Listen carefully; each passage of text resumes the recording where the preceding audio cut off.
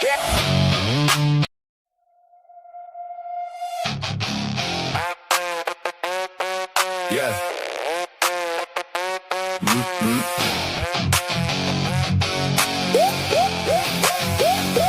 Here comes Miley Mick, foggy, driving all day, yeah, dog tired, groggy. Fast food cold in the passenger seat, bag on the floor, all salt, no heat. Walking in circles, late night lobby, eyes half closed, whole world wobbly. Door dashing, she smashing that route, telling her story, trying to crawl out. Molly Mick foggy, so foggy, whole day smeared like a rear view, soggy.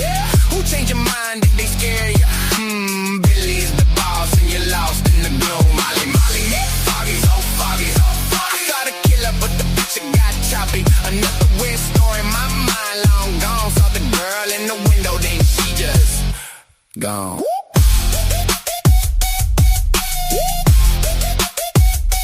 Billy's my friend, here we go again. Same crack joke, same dead end grin. I saw the killer, he was right next to me, but every scene bends, blurs on repeat. He wasn't Molly Mike, he ain't that tired, he ain't that wired, he ain't half fired. You look so groggy, stumbling lane to lane, phone light on, but you're missing the name. Molly Mick foggy, so foggy, whole day smeared like a rear view, soggy. Who changed your mind? Did they scare you? Billy's the boss and you're lost in the gloom. Molly Mick foggy, so foggy. I saw the killer, but the picture got choppy. Another weird story, my mind long gone. Saw the girl in the window, then she just gone. Mind so gone, like a car in the rain. Wipers on high, still streaks on the paint. Saw the girl in the window, then I did it hard. Said run, but the wheels stay spinning. Molly Mick foggy, so foggy. Whole day smeared like a rear view, soggy. Who changed your mind? Did they scare you? Billy's the boss and you're lost in the gloom. Molly Mick foggy, so foggy. I saw the killer, but the picture got choppy. Another weird story, my mind long gone. Saw the girl in the window, then I did it.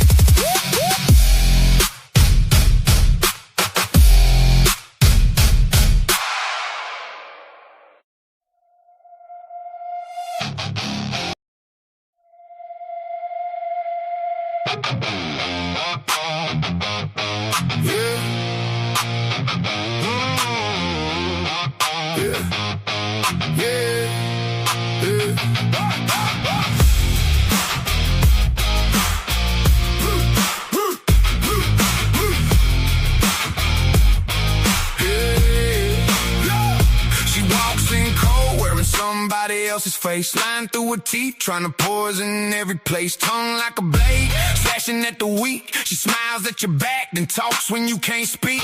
Tapes on them lashes weak, push just right. Front row drama queen, but she can't sleep at night. Jealous of the room, man, when it don't bend. She burns every bridge and calls her being a friend. Every room gets dark when she starts her games, pointing at the whole world to hide her own shame. People hear her name and keep it moving on. She builds up a rumor, then it falls apart by dawn. Mean girl, we don't hear you. Mean girl, nobody cheers you. Lies on lies, that's all you bring. Mean girl, same old stain. Mean girl, talk to the wall. Mean girl, ain't nobody calls. Jealous heart, bitter and loud. Mean girl, lost in your crowd. Lost in your crowd. She points at others like she's spotless clean, but everybody knows what her silence means. She'll switch up facts for a little applause, twist your name around and act like you caused it all. She hates every smile that ain't about her, throws dirt on truth like it's something that matters. Fake hair, fake tears, fake concern on cue, but the mirror don't lie when it looks back through you. Start when she starts her games, pointing at the whole world to hide her own shame. People hear her name and keep it moving on. She builds up a rumor, then it falls apart by dawn. Mean girl, we don't hear you. Mean girl, nobody cheers you. Lies on lies, that's all you bring. Mean girl, same old stain. Mean girl, talk to the wall. Mean girl, nobody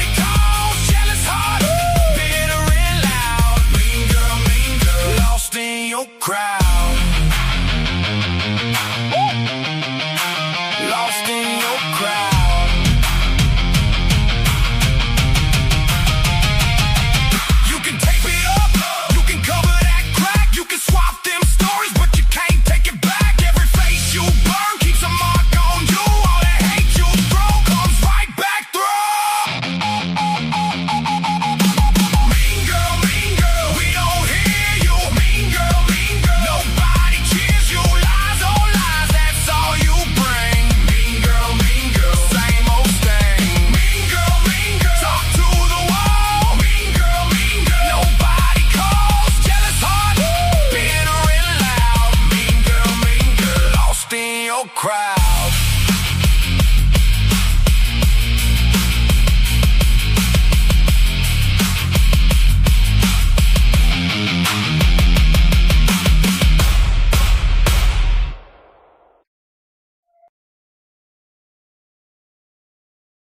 Dirty, dirty green.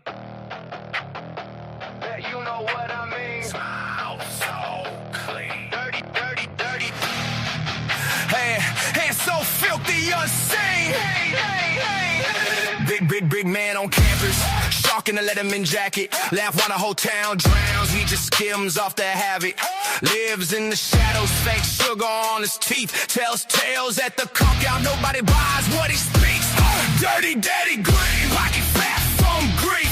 Plays a saint on Sunday. Wears the mask all week. Got the suits on a string. All the badges on a leash. Blink, once you miss it, he'll drag you to the brink. Dirty, daddy green. Out of what he steals. Smiles in your face. Signs, crooked deals. Every hallway. Every street. They're all in his pockets. Kissing his feet. He got MPD in his jacket. ISP on the chain. Every handshake, every favor. Bought and paid in your pain. By the feeder at the banquet. Posing like he runs the place. But the rot drips through when you look him in the face. Oh! Dirty, daddy green. Pockets fat from grief. Plays the saint on Sunday. Wears the mask all week. Got the suits on a string. All the badges on a leash. Blink, watch you miss it. He'll drag you to the brink.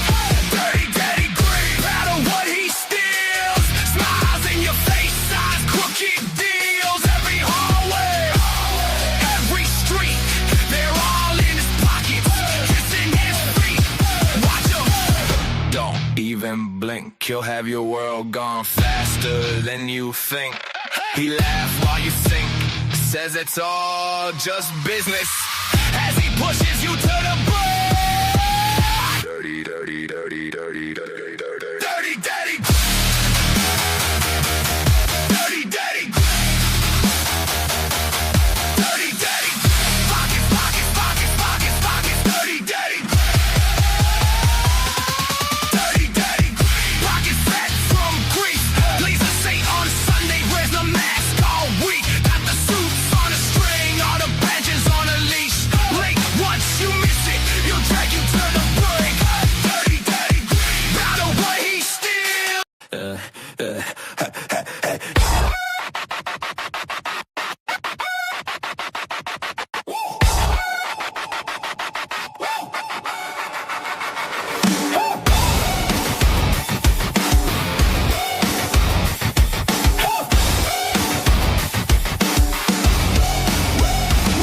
Little man on the scene trying to sound real tough. Standing on a stool, still ain't tall enough.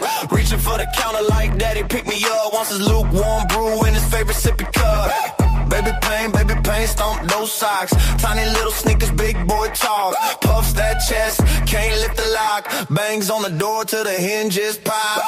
Baby pain, just a little guy thinks he running the game. Baby pain, wants a big desk, can't spell his name. In charge of the case, I don't think so. Give him some toys and shut that door. All he wants is to feel that large, but I'm the one in charge. Yeah.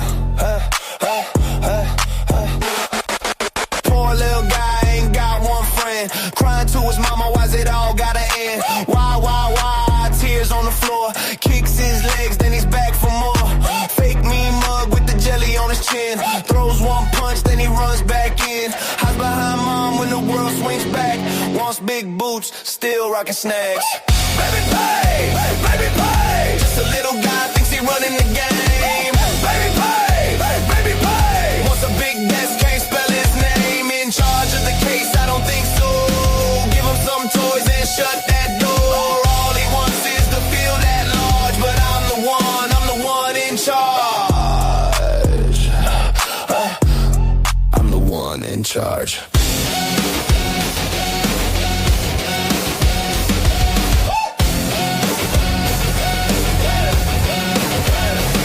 Stomping up and down, red face, small frame. Tiny little storm trying to make it rain. Wah, that's his war cry.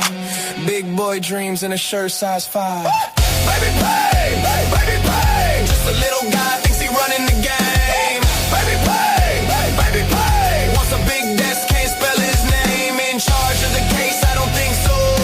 Give him some toys and shut that door. All he wants is to feel that large, but I'm the one in charge. I'm the one in charge.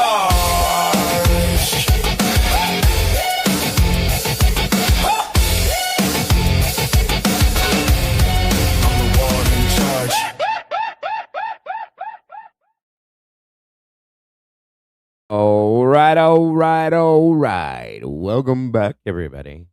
Thank you guys for joining us today at the cafe. Hope you're having a great day. It's been a long day so far already. Awesome shows out there. Great creators putting out some great content, guys. Just watched the Lana and Pav combo. Great stuff. Miss Kim this morning. Amazing stuff. And now here I am. I'll be worn out before tonight. I still got another one to go to tonight. It's Friday night at Crimes After Dark. So we're going to jump into this, guys. Travis finished up his analysis of Peter Igogoria, I think his name is. His statement analysis should be pretty awesome. I'm excited for that. And a couple other things I wanted to break down and discuss with you as well, guys, that we found out I think are quite interesting. So make sure you're hitting that like button. Share this out. Grab your cup, fill it up. Come on in, grab a seat, get off your feet. And let's do it. Here we go, here we go, here we go.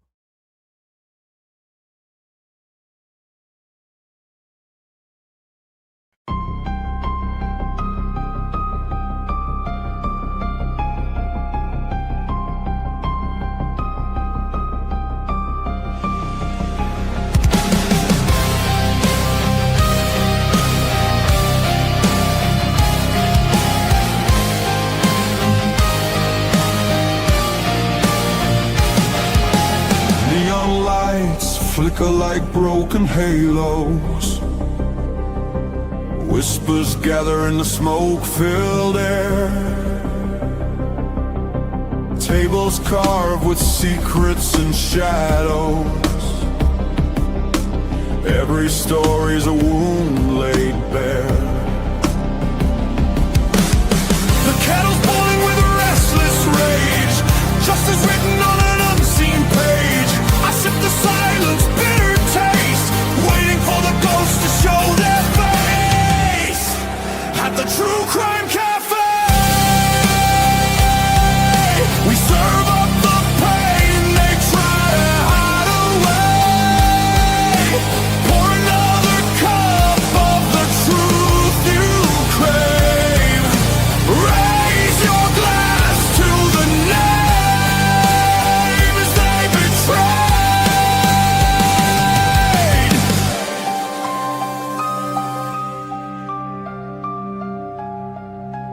Mirrors cracked, reflections are liars. Ashes fall where the guilty once stood. The jukebox hums like a funeral choir. Echoes pounding through the neighborhood. Every scar is a candlelit vow. We hug the how, we demand the now. No more silence, no more disguise. We'll paint the night with sharpened cry. At the TruCrime Cafe, we serve up the pain they try to hide away. Pour another cup of the truth you crave. Raise your glass to the names they betrayed. This is not a sermon, it's a battlefield hymn.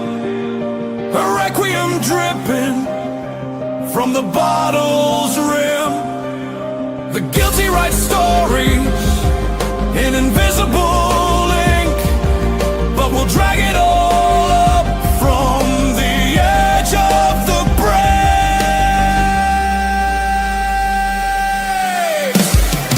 At the truth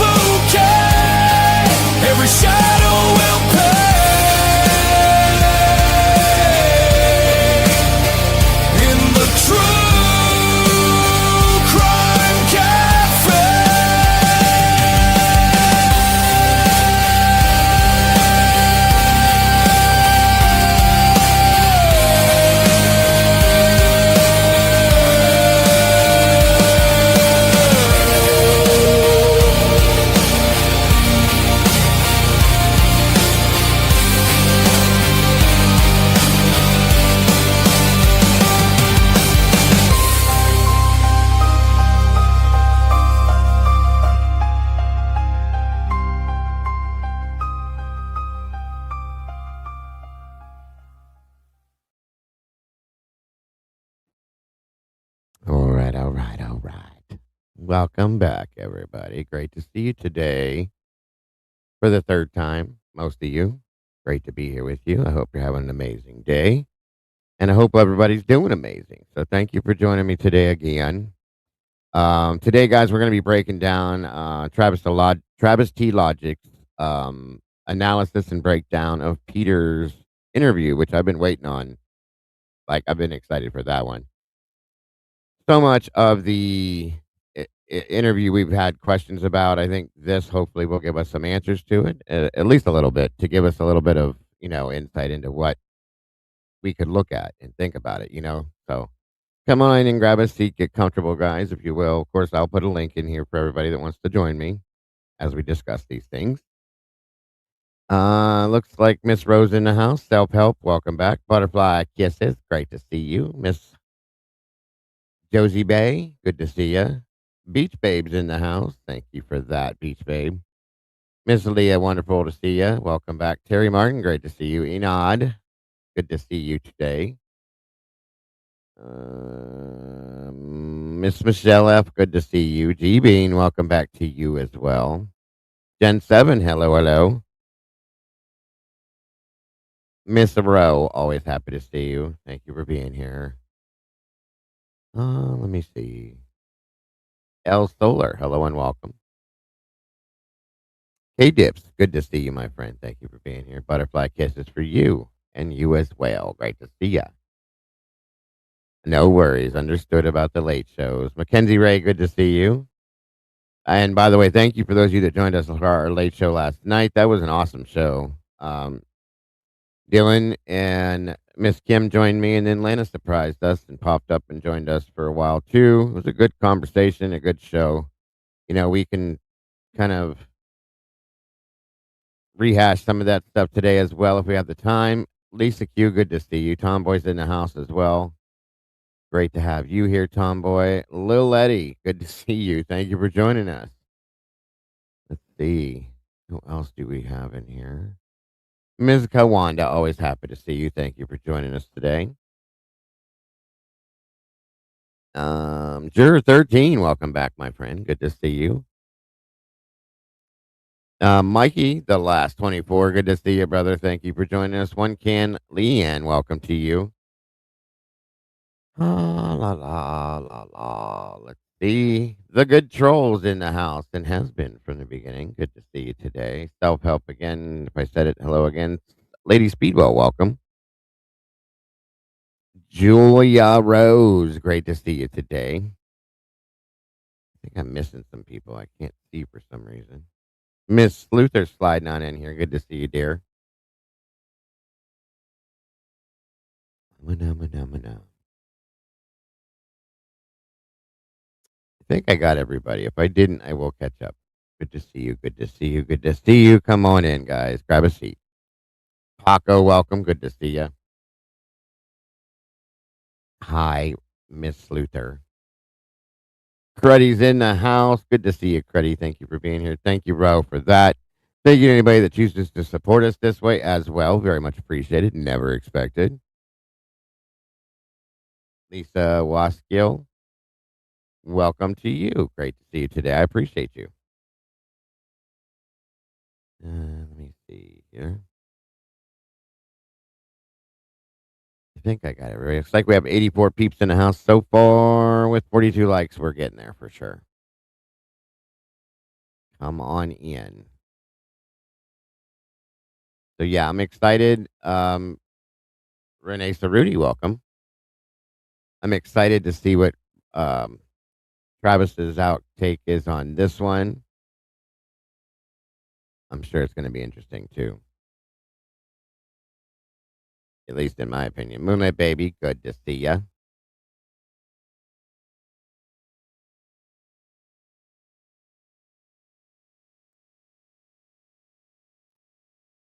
Okay, guys, come on in, grab a seat.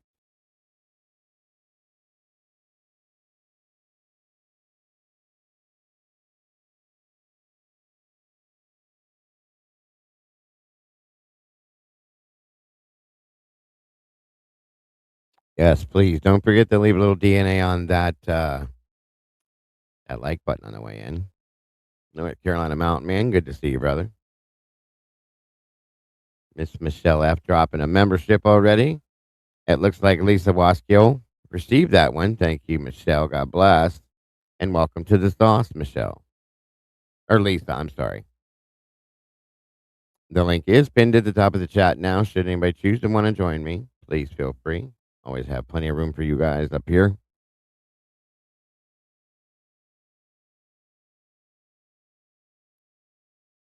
Humana hoo. Ha ha ha. Okay.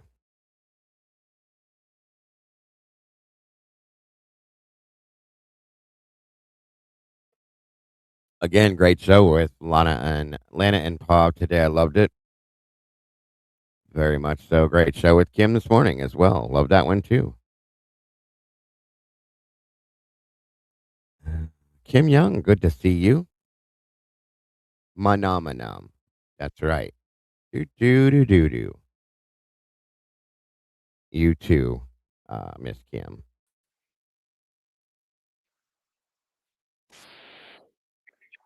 Welcome, Terry. Hi. How are you? Can you hear me okay?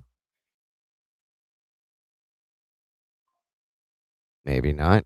Me? Or yes, can you you're on a delay again. Okay, I get No, it. no. I'm sorry. I just turned off the. I just got out of YouTube so that I. Oh, okay. Sorry, I'm having an allergy attack, so I apologize. Oh no, it's okay. I've been dealing with them too. Oh, Moto Man, welcome hey, back. Lou. Good to see you, buddy. Hey, how's it going? It is going, sir. Looks like Enod just dropped a membership as well, and that one went to Cruddy. Congrats. Welcome to the sauce, Cruddy. We have so many new members, you guys, and so many new subscribers. It's just growing and growing. I'm beyond grateful to you guys. So thank you very much for everything you guys are doing to make that happen. Is it still cold up there, Moto? No, I'm just officially nuts. Okay. Well, you said it, not me. But okay. I was Are going to those say, like 'cause waders? they're like coveralls and a hoodie. Yeah, they're just overalls. Yeah. I was going to say, it's like, it's almost 80 degrees here. I was like, there's no way it's that cold up there. I couldn't be. I'd be dying right now if I had It's that on. 23 degrees Celsius. I mean, that's not too bad, but still, I couldn't wear all that. I'd be going. Is that how I you hate. guys do? Do you do Celsius in Canada instead of Fahrenheit? Yeah, we do the Celsius drug up here. Everybody besides us does that. Terry. Yeah, but there's a lot of things that are regulated and is regulated in Imperial. Gotcha. Because I know all the like our Aussie friends over in Australia. They go by Celsius. I think even Jesse in Thailand they go by the opposite of us too. So speaking of which, there he is right there. 23 degrees is hot, right? See, they're all opposite of us. So we're the crazy ones then. 'Cause everybody else does it. We must be the weird ones. You know what I mean? It's 30 degrees in You UK. just now figured that out. Oh, I've known it for a while. I'm just admitting to it. We're the weird ones. Yeah, it's 77 here too, Cruddy. But you know what? It's not too bad because it's got a nice. We have a nice breeze. The breeze today, yeah, it's not humid and hot like the way it's been. The problem is that it's causing the allergies to be blown or the pollen to be blown around, and I'm Right. Yeah. I figured out, Jesse. It took me a while to figure it out, but we're the only weird ones that use that. Everybody else in the world uses it different. I was like, well, whatever. I'll be weird then. What brand of mod do you vape, Moto? I'm looking to upgrade my own. It's a geek vape. What is it? It's called a geek vape. Geek. Oh, okay. Like a geek bar? Like it's a geek vape. Gotcha. So what did you guys figure out on Pav and Lana's I guess podcast? I mean, they basically just justified a lot of what we've been talking about, and kind of some of the stuff we talked about last night. Just reiterate more of what we've already thought. There was a whole ass load of liars, um, and it's corrupt as hell. And I think Cy Ray has lost his mind. Yeah, what's going on with that? He's ugh, don't even get me started. He's I just know exactly what's going on with it. It's the fact he took a government contract. there. You go. That's a good way to put it, sir. I agree with you. You're right. I mean, he basically, sold and sells to the government. I'll be honest. I think he came out calling out something, and then, like Lana said last night. Welcome, Tomboy. Like Lana said last night, that shit with Hitler fucked him over pretty bad, and a bunch of people started looking at him funny. So now he's trying to save his ass, in my opinion. Like you guys said, government contracts and all this. So now he's trying to follow and toe the line. Well, you made your comment already, bud. So I'm pissed. I'm pissed that he made the comment they did about Bryan talking about mental health stuff, because you don't have the right to say that. That's my biggest opinion with him. So as of right now, Well, nobody can be. The thing about this entire case is that people are switching left and right, and I mean, it's kind of like, you know what?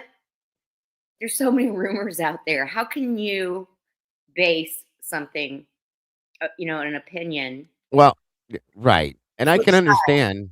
I can understand flip flopping a little bit as information's released, because all of us have changed our minds about certain things throughout the whole case based on the information we receive. But for the most part, you know, we've all kind of stayed where we're at with what we have, and some of these people are coming out. I'm irritated with Cy in a big way right now, guys. Maybe I'll get over it, maybe I won't. Nobody cares. He doesn't care. He doesn't care what any of us think.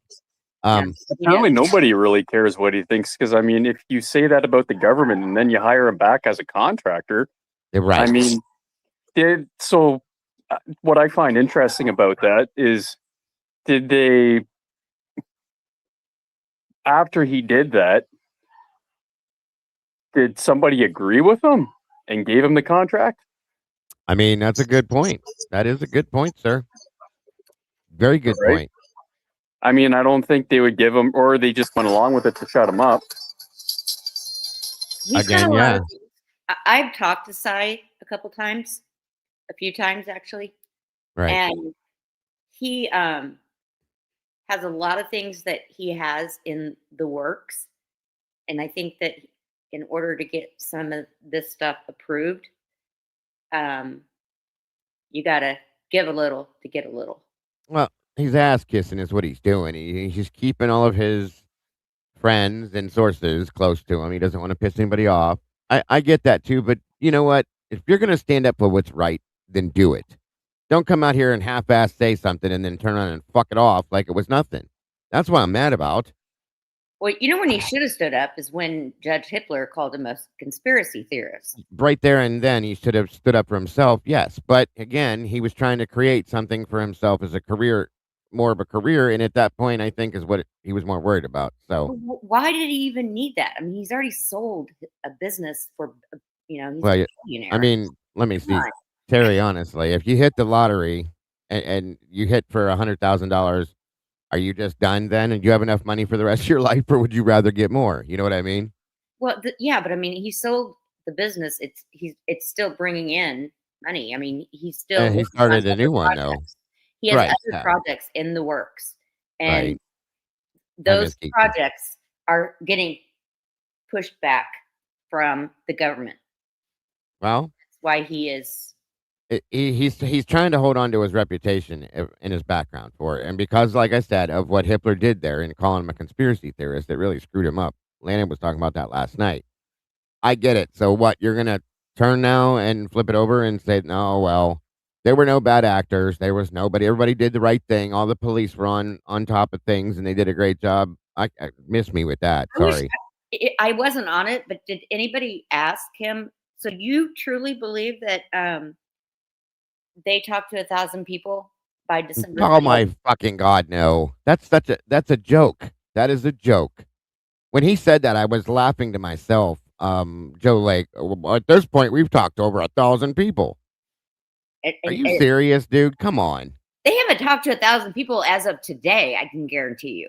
I And know that they was haven't. December 5th, That's right him after just, the over exaggerating his ego like he always. Joe Lake is another one of their idiots. Sorry. They're all they're just. I've never seen. I don't even want to use the word incompetence. I don't believe it's incompetence. They're just stupid people. Period. Sorry, not to be rude, but yeah, I'm trying to be rude. So I'm just so fucking sick of these people. They're all liars. Every damn one of them is a liar. I've never seen such a group, a massive group of liars like this. It's sickening to me. And God forbid you live in that state, folks. Stay the fuck out of there if you do. That's all I'm saying. If you live there, move out. If somebody offers, I wouldn't take a free house there. A Most free people home somebody offered me, I wouldn't take it. Sorry. Most people fly in from California and fly out. They do. I mean, Fucking insane. because they don't want to. I mean, it has to be less expensive to live in Idaho than California, and California is as screwed up as it is. That's sad. couldn't- You prefer to You live couldn't pay me to live in that area. And here's the sad part. It's a nice area. Okay, so don't get me wrong. Idaho's is beautiful. Where Molly lives at, I thought I saw her in here, but then I didn't, so I couldn't say hi to her. But where she lives at, like you guys and Tomboys up here, she's from there. I've seen the most beautiful like lakes and rivers and waterfalls. It's just absolutely gorgeous. The Mhm. government is what has ruined that. Like, that's all it is. Living there is not the problem. It's having to deal with the fucking government. Sorry. I'm in Ohio, Kiki, which is the shithole of it all. I know we're always mentioned. We are the shithole of it all, and I would rather live here than there. Every story. It's Yeah, Cleveland. yeah. Cleveland. Ohio's like the armpit of hell here, so there she is. Good golly, Miss Molly is here. Good to see you, darling.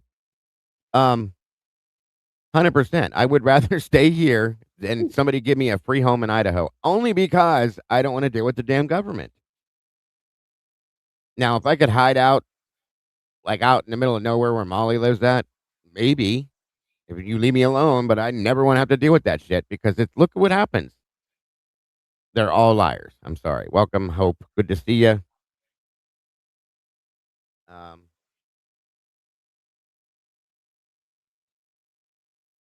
Well, we'll see how it goes, Creddy, but watch what happens the first time because I know they're going to try to, not that I'm not talking down about them because I would do it too. They're going to at least word something so that it relates to the Kohberger thing and he's going to shut down. Watch. Because that's the rules. Can't talk about the Bryan Kohberger case. Then what the fuck are you doing? Nobody wants to talk to you about anything else. I mean, honestly, I'm not trying to be rude when I say that. The man wrote probably a very interesting book because he's very good at what he does in that aspect. Okay. I'll give him that much. But do you think that anyone in this community wants to talk to you about any of that stuff? Well, Unless it relates to the Idaho 4 case. I'm not being mean, but that's a fact, guys. Think about it. You're absolutely right, Daggle. Yeah. What'd you say, bud? I said you're absolutely right. So as soon as a question is brought up, because I know it will be brought up, he's going to shut down. How are all these people writing books? They weren't there. I don't get it. Nothing is firsthand knowledge. Terry, you can go write a book right now if you want. All you need to do is upload ChatGPT and go to town. Yeah. That's what most of these books. Okay, it disappeared. Well, the other book that I just got, the Matty Mogan book, that's all AI. So all you need to do is have an AI program and tell it what to do, and it'll write you a book too.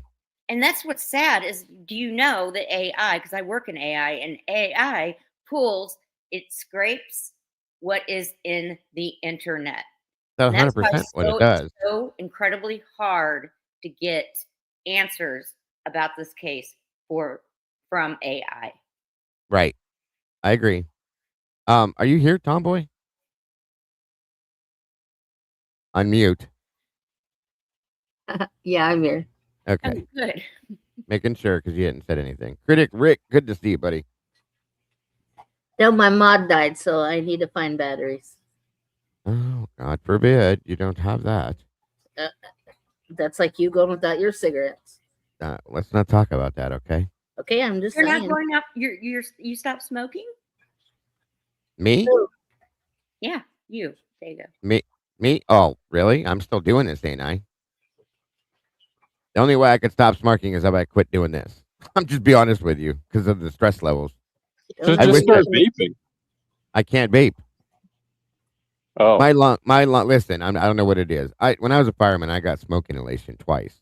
Once from a tire fire, which really tore me up, and the other time was from a chemical fire. So ooh. both my lungs got trashed. I ended up with COPD from it, which is I'm still a smoker because I'm a dumbass. But vaping for whatever reason, even everybody has told me try doing it this way, do it that way, do this, do that. I can't do it. It hurts really bad to do it, so I just don't. So I've slowed down. Just stop. You can. Really? Just I- stop. Listen, my husband is a respiratory therapist. Okay. I wish I could, Terry, because I would have done it already. I He's a promise. respiratory therapist and he smokes. I get it. I worked in the medical He field has for years. smoking cessation programs and he smokes. I'm like, I enjoy it partially. I'll tell you that right there. And Moto, I have the Aegis Legend. The Aegis Legend? Yep. Is that like a smaller one? No, it's probably one of the biggest. It's a 200-watt mod. Holy, yeah, that's Why about do the you- same as mine. Why Yeah. do you guys need all that? Is what I don't understand. It's because of the vapor that comes out. The bigger the cloud, the better it tastes.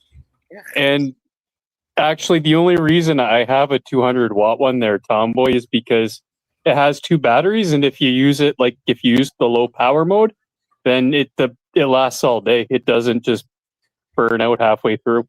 Yeah, I agree. But I mean, I don't use mine. I use it about halfway, I guess. Yeah, I've had I find these ones are indestructible. I mean, I've dropped this out of every pocket it's pretty strong. Yeah, I drop mine quite frequently out of my pocket onto the ground. Well, them things seem kind of expensive. You might not want to do that. All right. So, have you followed any of Right. That's my biggest problem is I still enjoy it.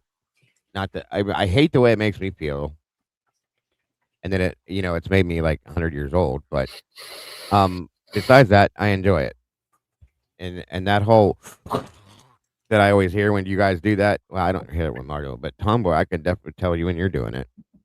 Oh yeah, that's the whole point. But to make the sound is that Yeah, part of because doing it? the longer the sound, that means you're gonna have a bigger cloud, and that the cloud just makes it taste better. That sounds like something like my son would say. 19 I year old vaped. would say. I vaped a flavor. It was called Balls Out, but it's Fruit Loops flavor or Tricks is what it was. That's my favorite flavor. I vaped that for probably 7 years until the guy who made it, he went out of business. So I'm gonna regret saying that. Yeah. Thank you all for joining us today for Vape Talk with Dago, everybody. Thank you for being here. okay. So let's start with Pete. Yeah. Wait. What the hell? Oh, okay. I get it now. Senor's in the house. What's up, buddy? Hey, I senor. I can't do that either, Creddy. I used to do it, and I started hacking up green stuff, and I realized that it was because I was smoking pipe tobacco, and I was like, yeah, no, good. Like with vaping, when you first start, you're gonna cough and cough and cough and cough. They said you can count on 1 week for every year that you smoked. Okay, well, I just kept coughing and coughing and coughing and coughing and coughing, and my doctor said, keep vaping, and you're going to fall over faster than when you were smoking cigarettes. So I stopped what I was doing. I believe it, you will. I had COPD when I started vaping, and now they say you can't even tell. It doesn't go away. COPD. Yes, it I'm does. the only one here. No, I'm like the person. I'm sorry, Tombo. I didn't mean to interrupt. Go ahead. Oh, I'm done. No, I was just gonna say I'm the only one here that's like anti-vaping and smoking. Stop it. Yeah, well, this is the only bad thing I do. And it's not really bad. But Okay. It's the only thing I have left too. It's my cigarettes. That's the other reason why I'm not ready to let go of them completely. So Trust me, Yep. we all do other bad things, but I drink sugar-free Red Bull. That's about the only bad other thing. well, yeah, my coffee's my other addiction, but I haven't had drop alcohol in 8 years. I haven't had anything else in 7+ years. So, yep, exactly, Karen. I'll tell you what, my doctor scared the shit out of me when he showed me those X-rays. Nope. Oh, come on. Do you know how much It is the not a lifeguard rumor. you- It What? is not a rumor. It is not a rumor. I've seen Yes, it proof is. of it. No, it's not. Yes, it is. Okay, you can believe that if that's what you need to believe to keep vaping, but it's not a rumor. I've seen actual proof of it. So have I. Okay, you say so. Making you jealous of what? Smoking? Don't be jealous of smoking or anything by that. For that means, I promise you. Good for you. Don't ever go back because it's not worth it. yay, Karen. All right, moving on to Travis. No Mhm. more Smokers Anonymous. So for those of you that are newer, maybe that don't know who Travis is, Travis D Logic started a channel. Well, his name is Travis, but he started a channel called Travis D Logic, and he studied under Peter Hyatt as a statement analysis person. He claims that he's not an expert. Okay, he's never come out to say he was an expert on it, but he studied under somebody that is very good. Was very good at it. Peter was very good at it. He would be a professional, in my opinion, and Travis studied under him all the way to the end until he turned in his. What did he say, Tom? But like had to turn in his final uh, testing or whatever, and Peter unfortunately had died. So he got clear to the end with it. He knows what he's doing. He's done a great job with it thus far. Okay, so um, I have a tendency to kind of follow what he says. I've learned quite a bit from him, and for those of you that aren't familiar, this is quite interesting the way he breaks this down. He did a great job with Dylan and Bethany. We had him on the verdict room 2 weeks ago, I think it was. He did a great job doing it live. And speaking of which, don't miss tomorrow's show, by the way, guys. Saturday, 6 p.m. Myself, Miss Logan, Miss Kim, and Mikey will be joined by Mark B on the verdict room, 6 p.m. Eastern Standard Time. Should be a great show. I'm looking forward to that one as well. So make sure you tune in for that. But today we're going to be breaking down Travis's his breakdown of the new Peter E, because I don't try to say his last name, the Peter E interview. So, and if you guys want me to stop, back up, pause, whatever it is, just let me know at any point, please and thank you. All right, here we go.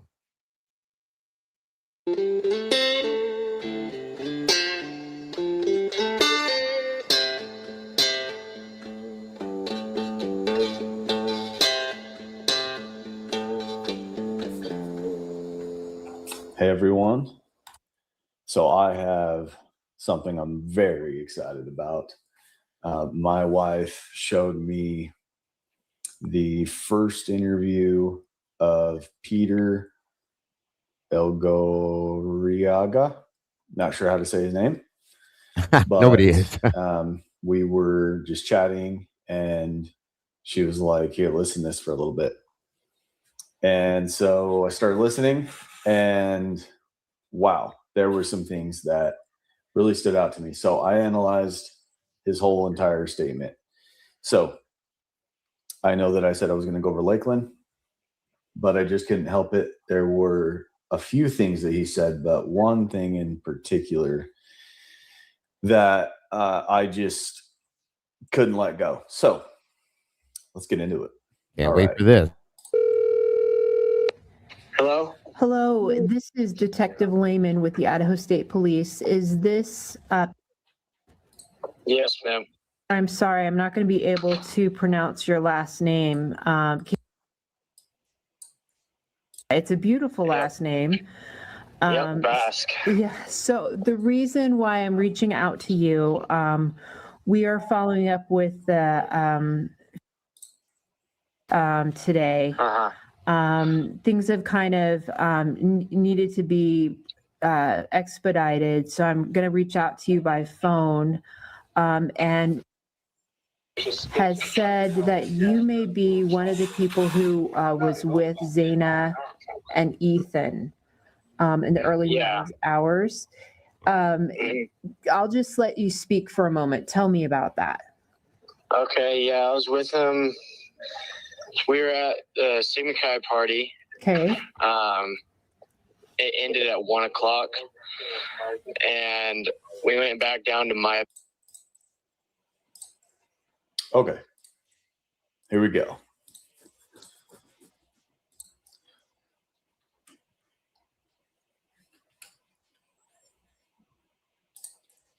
Okay. How are we looking? All right. All right. So the analyst, myself, is presupposing that the subject is innocent and has no guilty knowledge of the deaths of the 4 victims in the Idaho 4 case. So we have Detective Lehman and Trooper Kristen.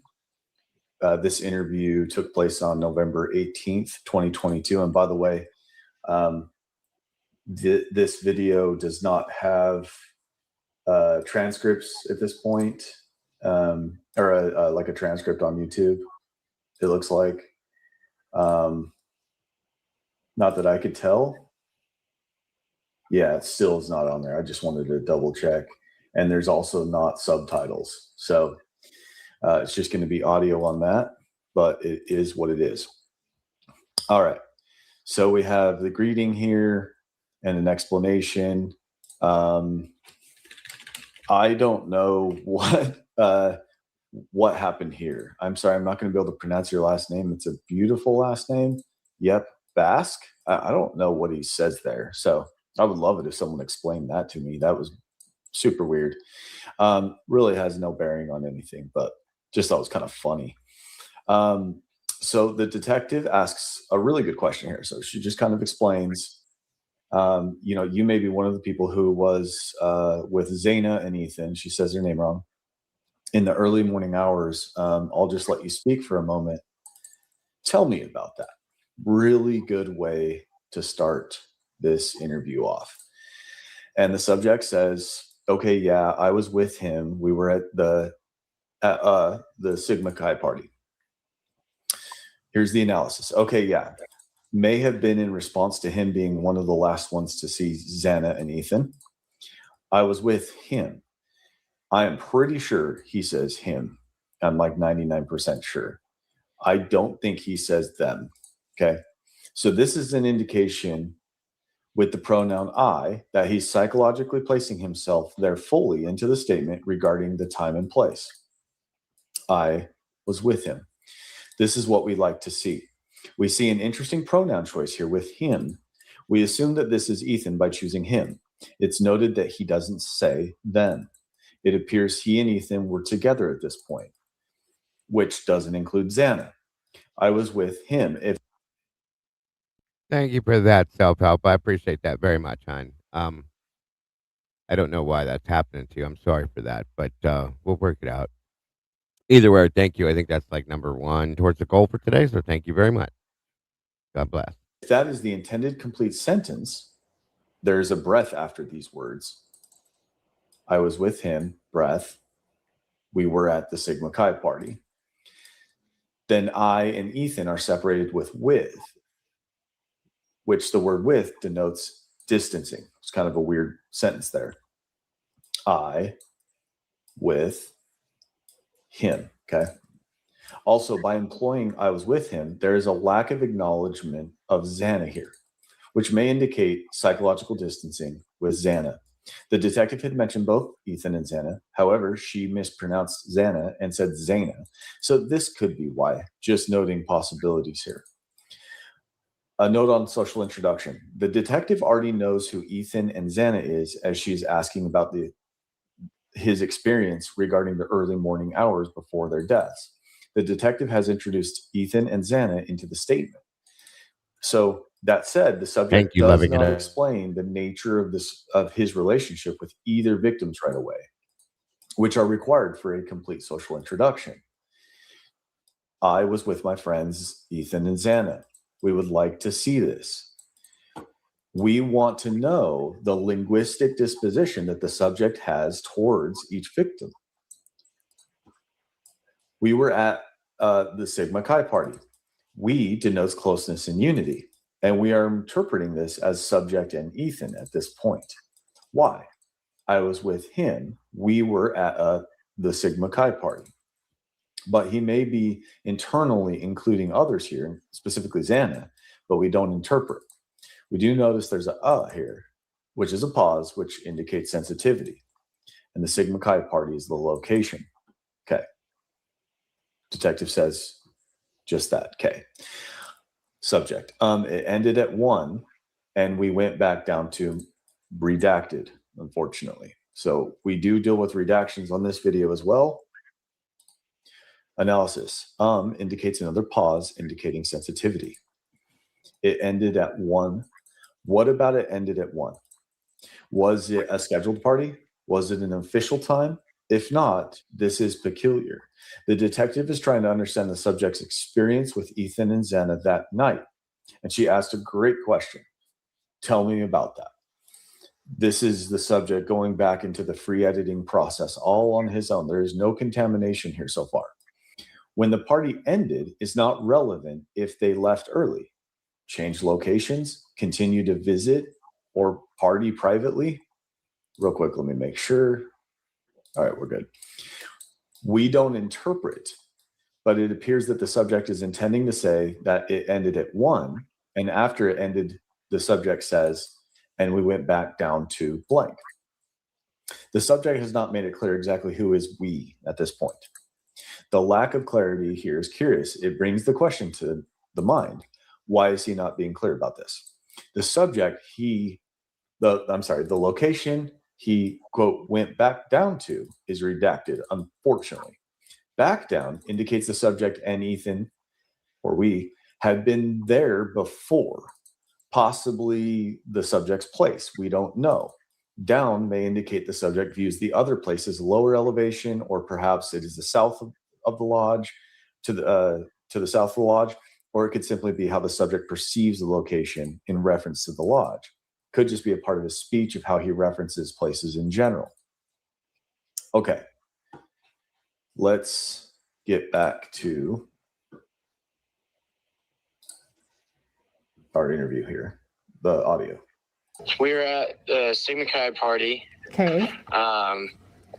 It ended at 1 o'clock, and we went back down to my.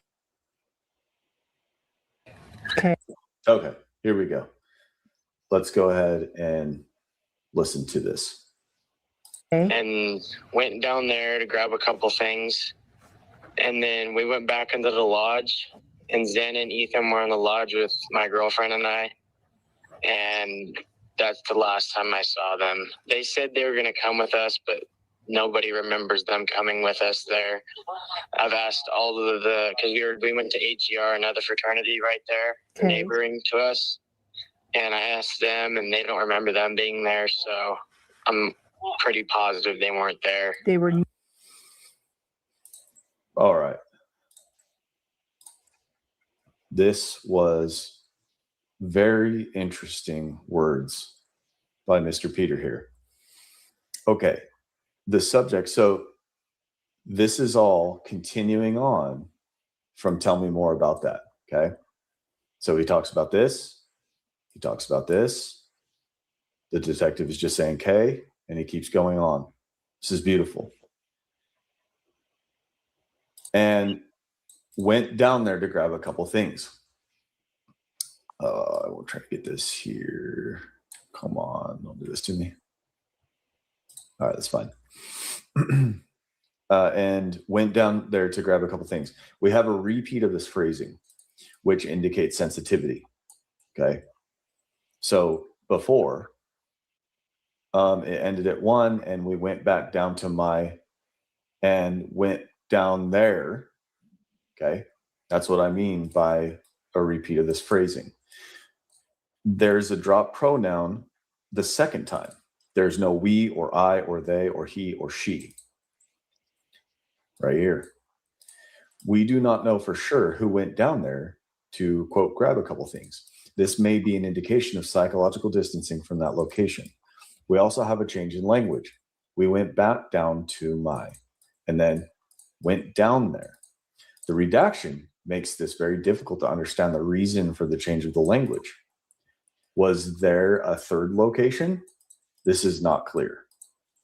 Okay, so if you're confused right now, look, it ended at 1 and we went back down to my blank and went down there to grab a couple things. All right. So this change of language went back down to my blank and then went down there. We want to understand why that change of language happened.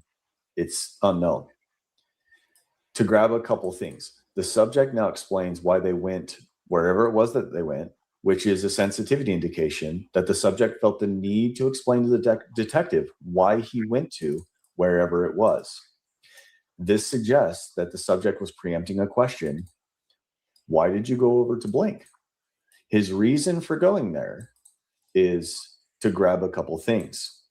The subject doesn't offer to explain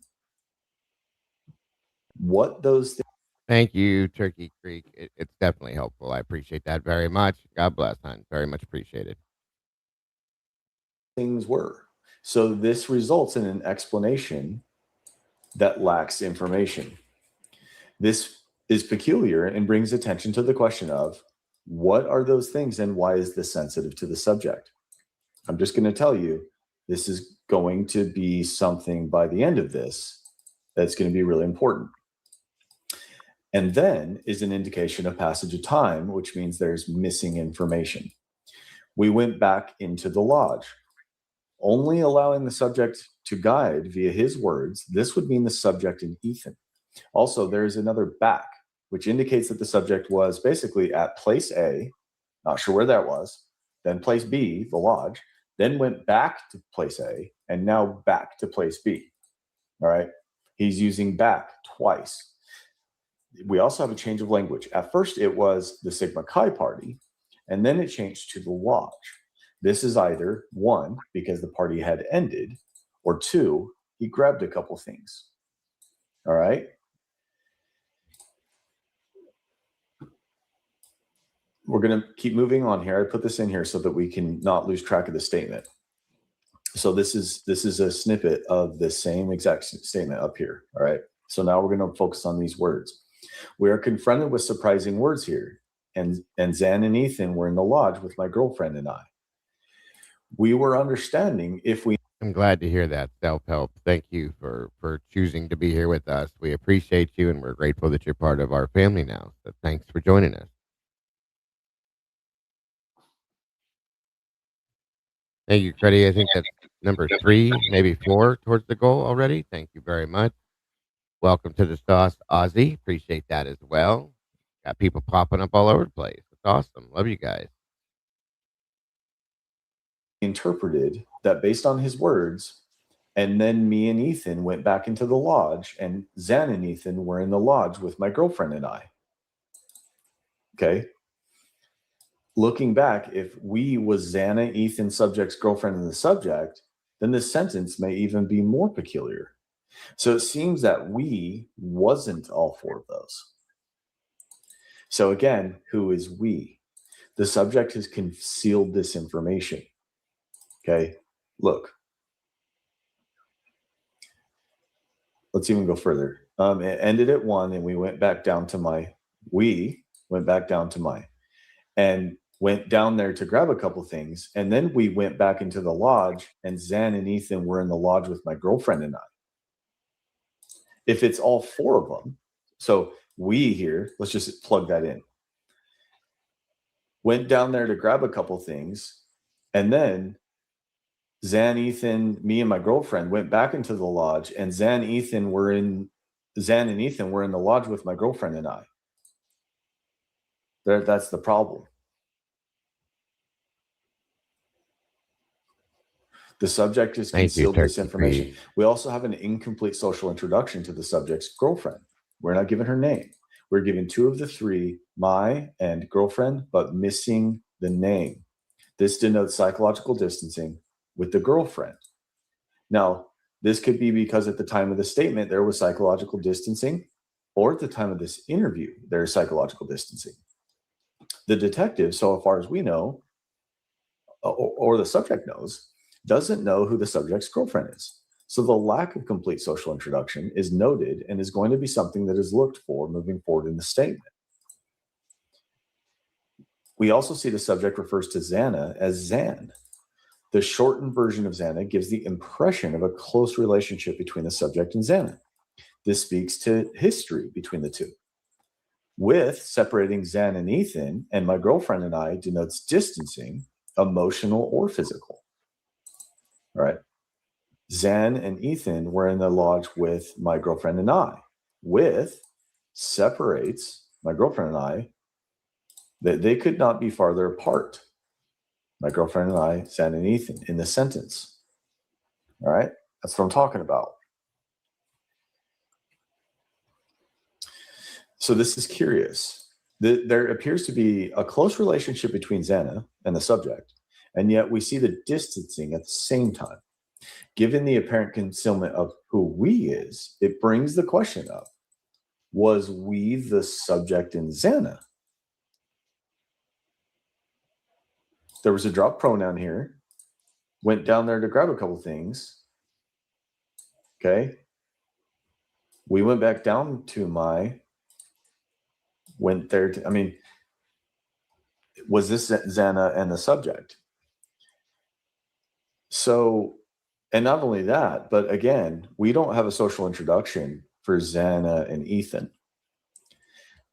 Detective Ethan is my friend. Xana is his girlfriend.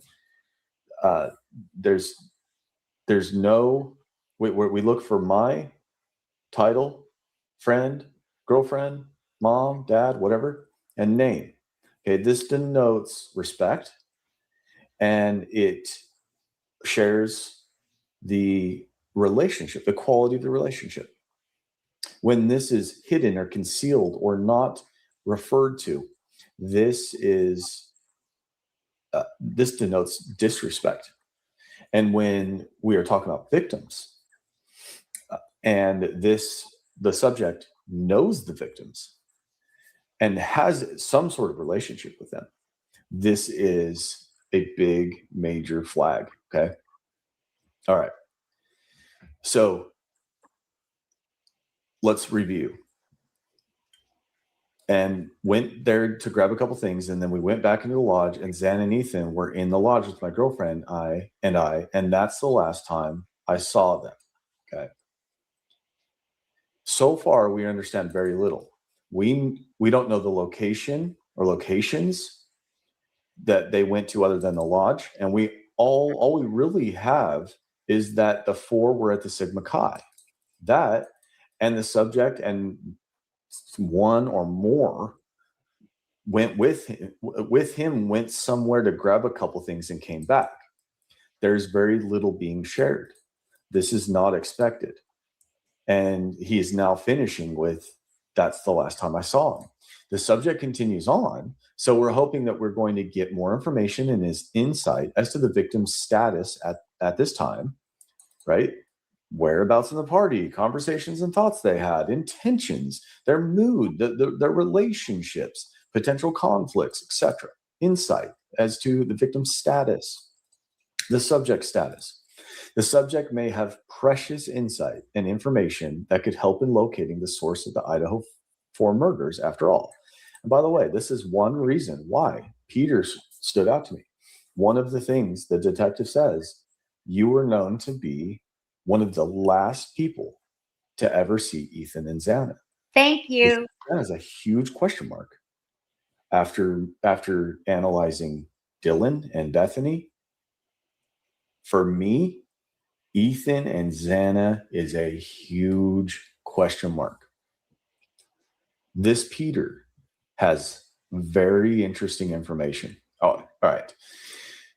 They said they were going to come with us, but nobody remembers them coming with us there. We are now confronted with more unexpected words here. They said, are we to understand they as Ethan and Xana? And did they both say this? This is why this is confusing. One reason why this is confusing. It's unclear. Who said this? What's the problem with saying Ethan said they were going to come with us, or Xana said they were going to come with us, or we had talked about them coming with us, right? We discussed that together. Ethan wasn't sure because of X, and Xana wasn't sure because of X, whatever. All right, said is this is in the context of an investigation. This is in a context of Ethan and Xana have been murdered. Okay, this is someone who was the last ones to see them. I mean, being unclear about this is why is that happening? Okay, anyway, I don't need to convince anybody of anything. I think the analysis is going to show is going to help a lot.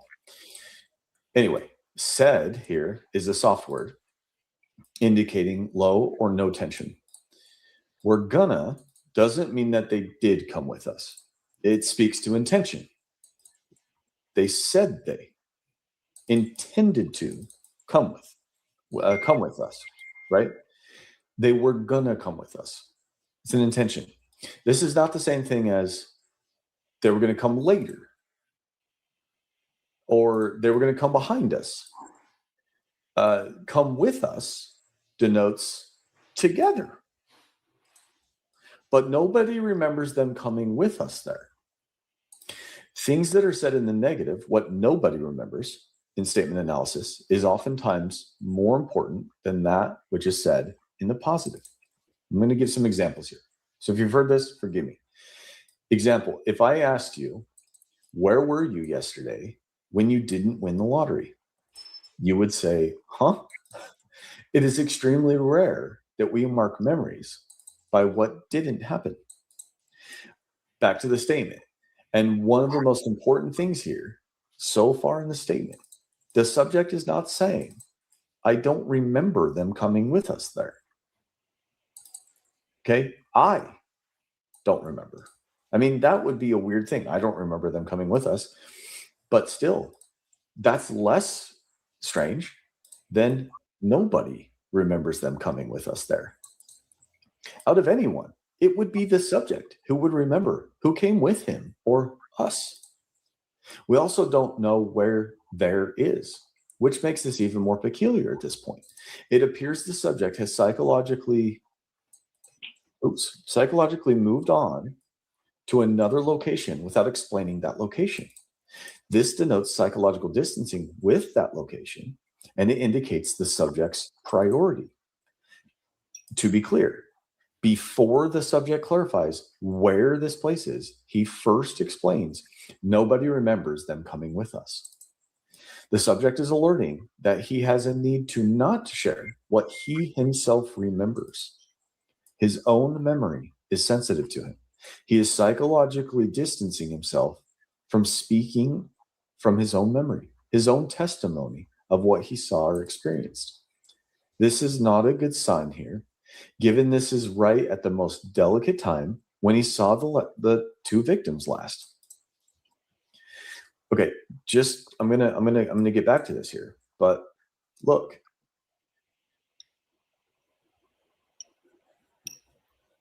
I saw them. They said they were gonna come with us, but nobody remembers them coming with us. This is what we're being confronted with here. How does he know what nobody remembers? Being strictly logical. For those of you that aren't familiar where they were going, is the agro fraternity.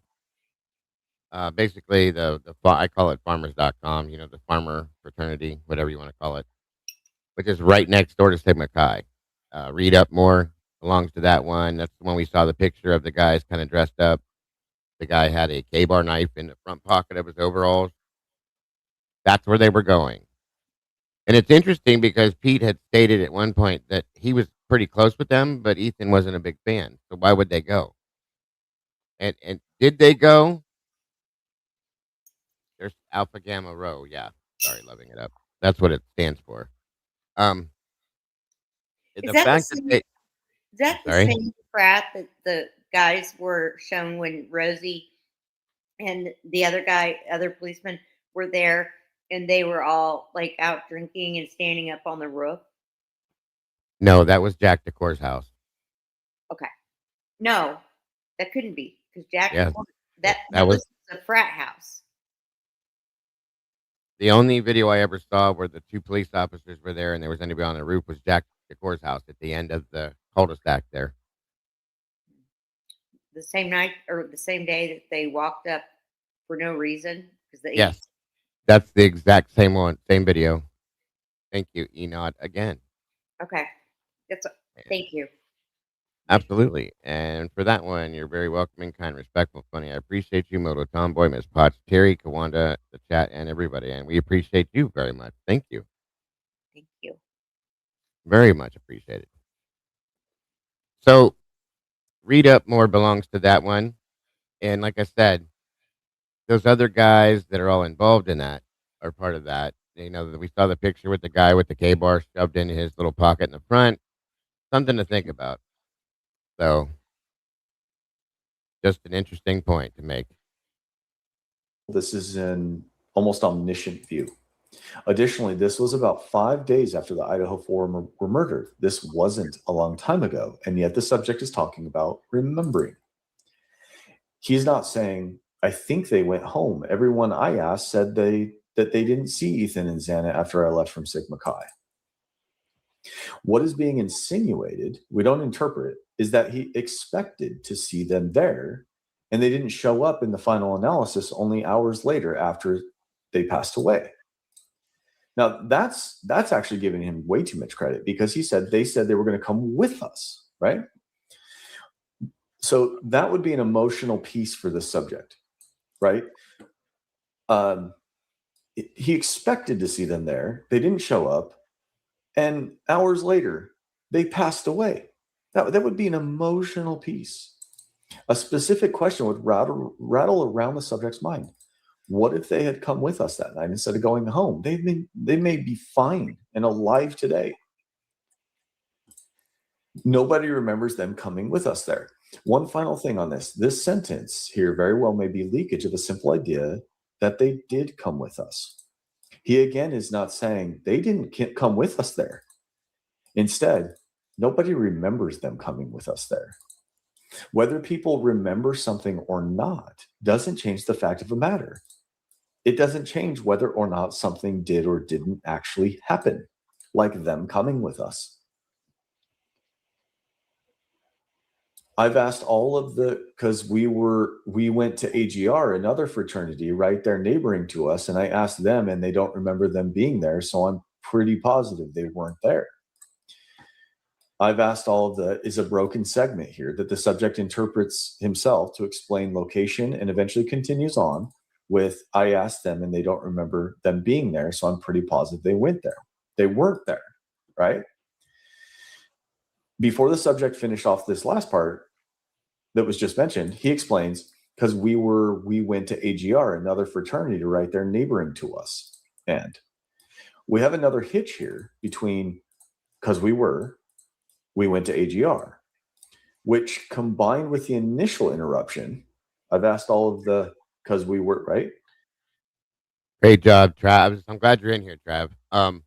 He says at 105:32 I mistyped or misspoke. The fact that the subject is now murdered, I meant the fact that Ethan is now. Oh, I got you, bro. I figured that's what you meant. No big deal.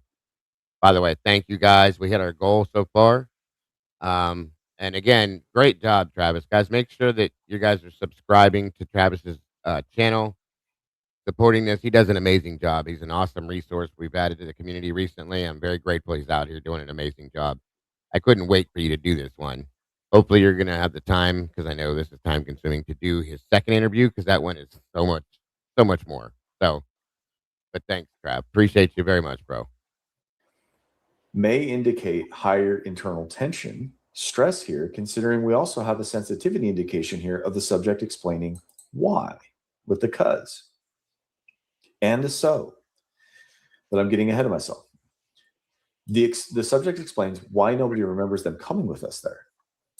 The subject may have anticipated the question from the detective about how he knew what nobody remembers. His answer is that we went to AGR and he asked them, and they don't remember them being there. The subject is choosing to talk about the victims as them, it appears. Did he ask whoever it is exactly if they saw them? Like literally, did you see them? Or did he ask if they saw Ethan and Kaylee? There appears to be some psychological distancing here with them. And this is twofold. The subject is not explaining who is them, referring to who the subject communicated with. He says, I asked them, the AGR fraternity. Okay. Is them a leader there? Is them every single one of them living there? He's not specifying. There's also a change of language. I've asked all of the, got interrupted, and he then said, I asked them. This is very interesting. All got dropped. So he didn't ask all, whoever all is in his mind. If we can't say it, if he can't say it, we won't say it for him. We also don't know who we is here, in that we don't know who went to AGR. It seems like he is saying the subject and his girlfriend. We don't interpret, and we are open to many options here.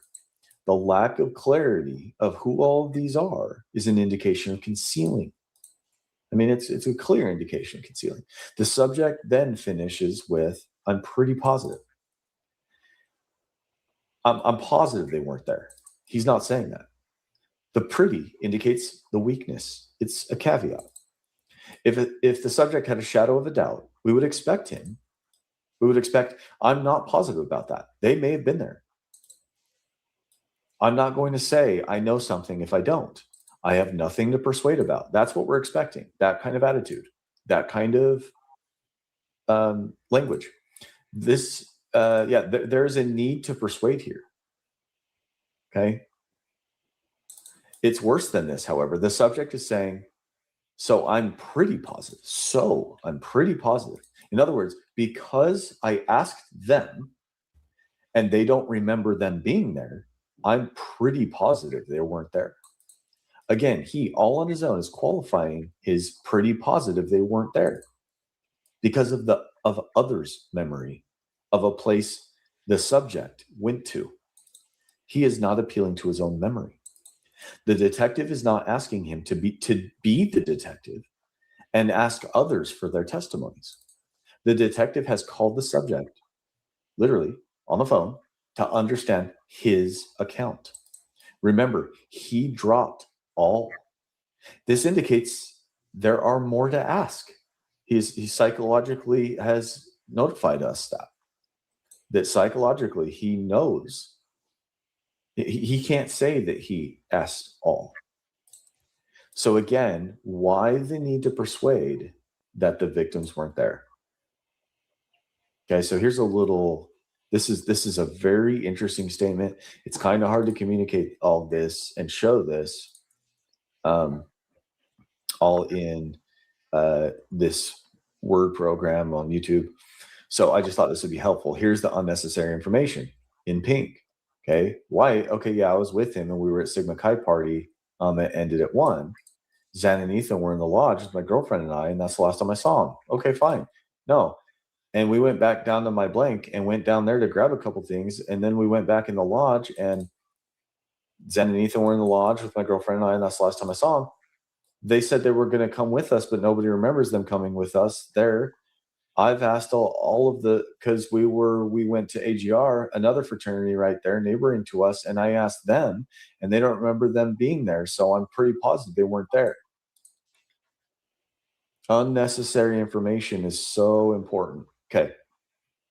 We're going to go back to our interview. Not at AGI, and that is the AGR. AGR. Yeah. Alpha Gamma Rho. Yeah. Okay, and that is that considered the lodge? No, the No. lodge is at Sigma Chi. Okay. Yeah. Okay. So, what is your apartment number? I absolutely 100% agree with you, Kate. I truly believe he knows exactly where they were. Well, That's what I wanted to hear. can I say if they were going to go, so they went down wherever to Pete's apartment. Sounds like Ethan and Pete did, right? Because they came back and the girls were together. Xana So- was, yeah, okay. Okay. So why didn't they just go together?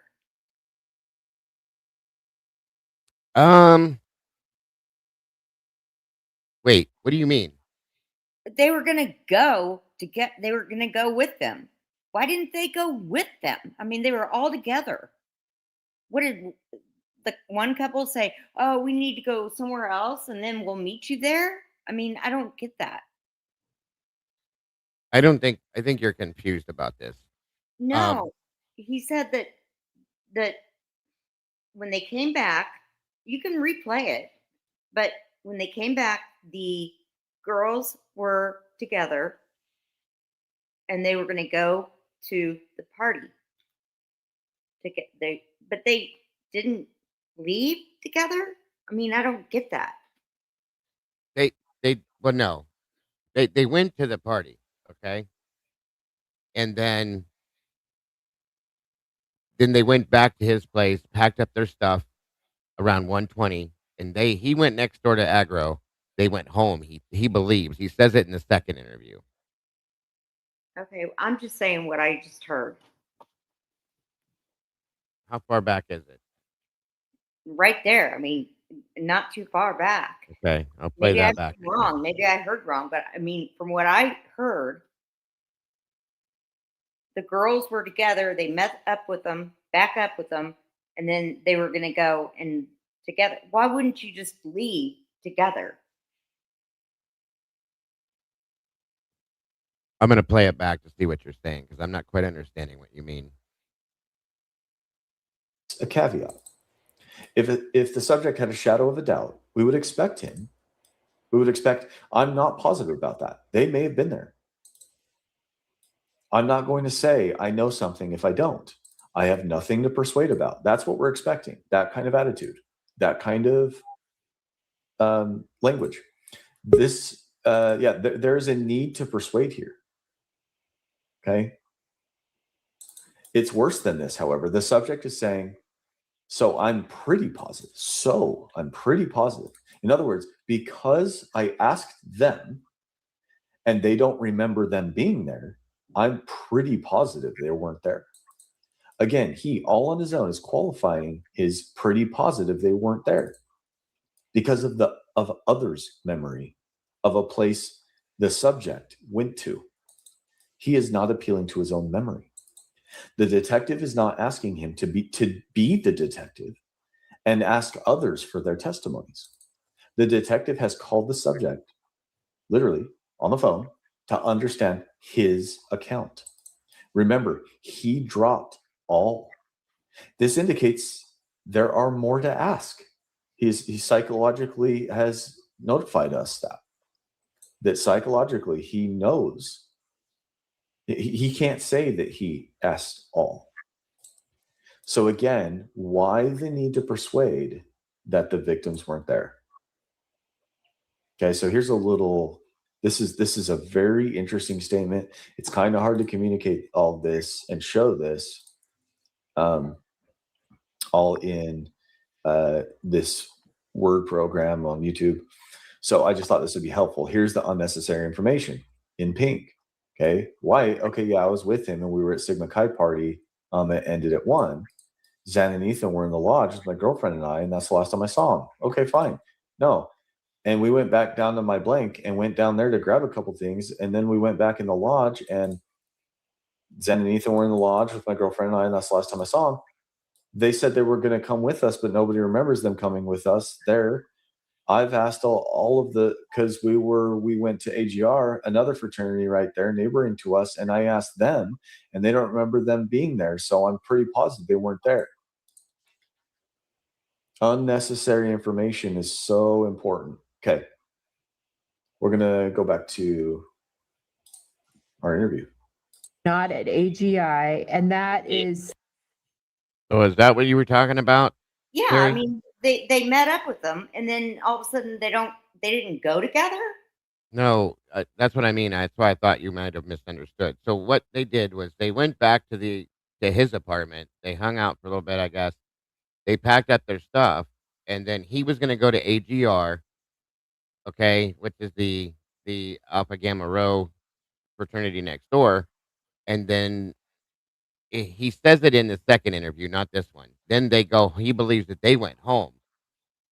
So what gets me is that how he talks about he's confused because he doesn't know if they went there or not, but he can remember that they stopped. They left at 1:20. That's a problem for me. If you can remember the exact time that it was between 1:20, that's a specific time, not 1 or 1:30 or 1:45.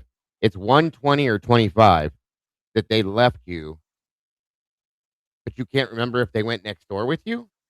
That's what my issue is. That's how what I think you may have misunderstood what they were saying. Okay, Moto. So that's what he said. And then in the second interview, he says that they went home. He knows that they didn't go with him to the aggro place. They just went home, is what he believes. So What he believes.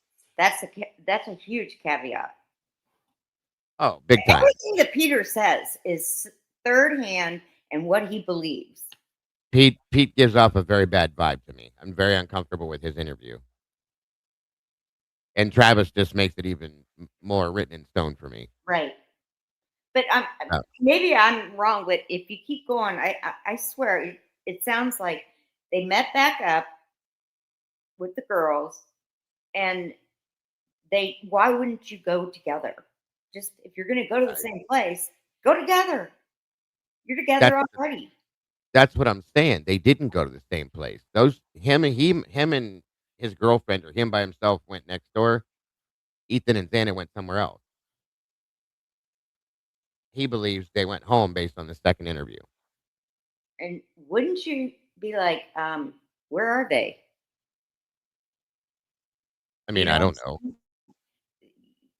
I don't know. It just, to me, this whole thing is sketchy. And Travis is doing a great job. I'm just saying, he's pointing out how sketchy this is.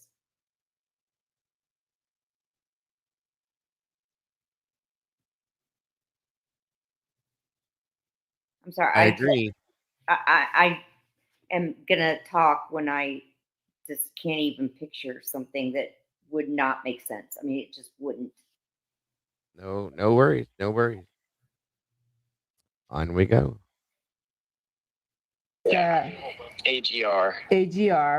Yeah. Alpha Gamma Rho.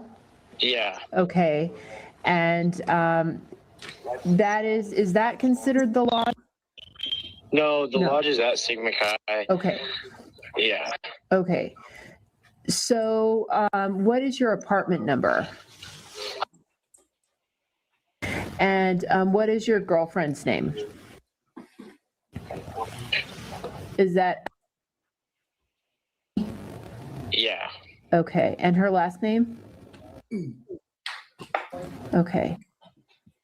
Okay. Can you describe what Ethan and Xana were wearing the last you saw them? Oh shoot. I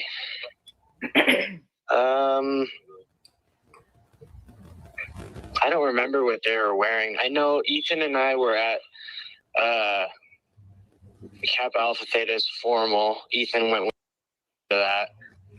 And he might have been in his nice clothes still, but I honestly can't remember. All right, back to the analysis. I want to know Peter's girlfriend's name. Bingo. I definitely want to know that. Okay. So the detective, okay. Can you describe what Ethan and Xana were wearing last time you saw them? Oh shoot.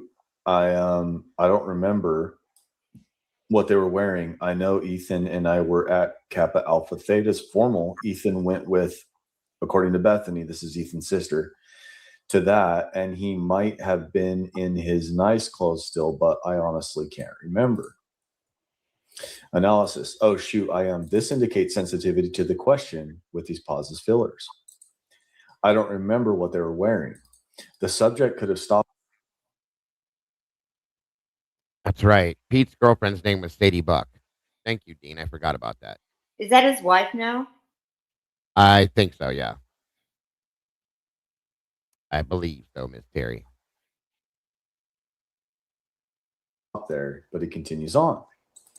Right? I don't remember what they were wearing. He continues on. I know Ethan and I. Here the subject separates Ethan and Xana, connects Ethan with the subject, right? This kind of language is not what he did earlier. Earlier, he said, I was with him. We were at the Sigma Chi party. And he was unclear about the we and the them and so forth.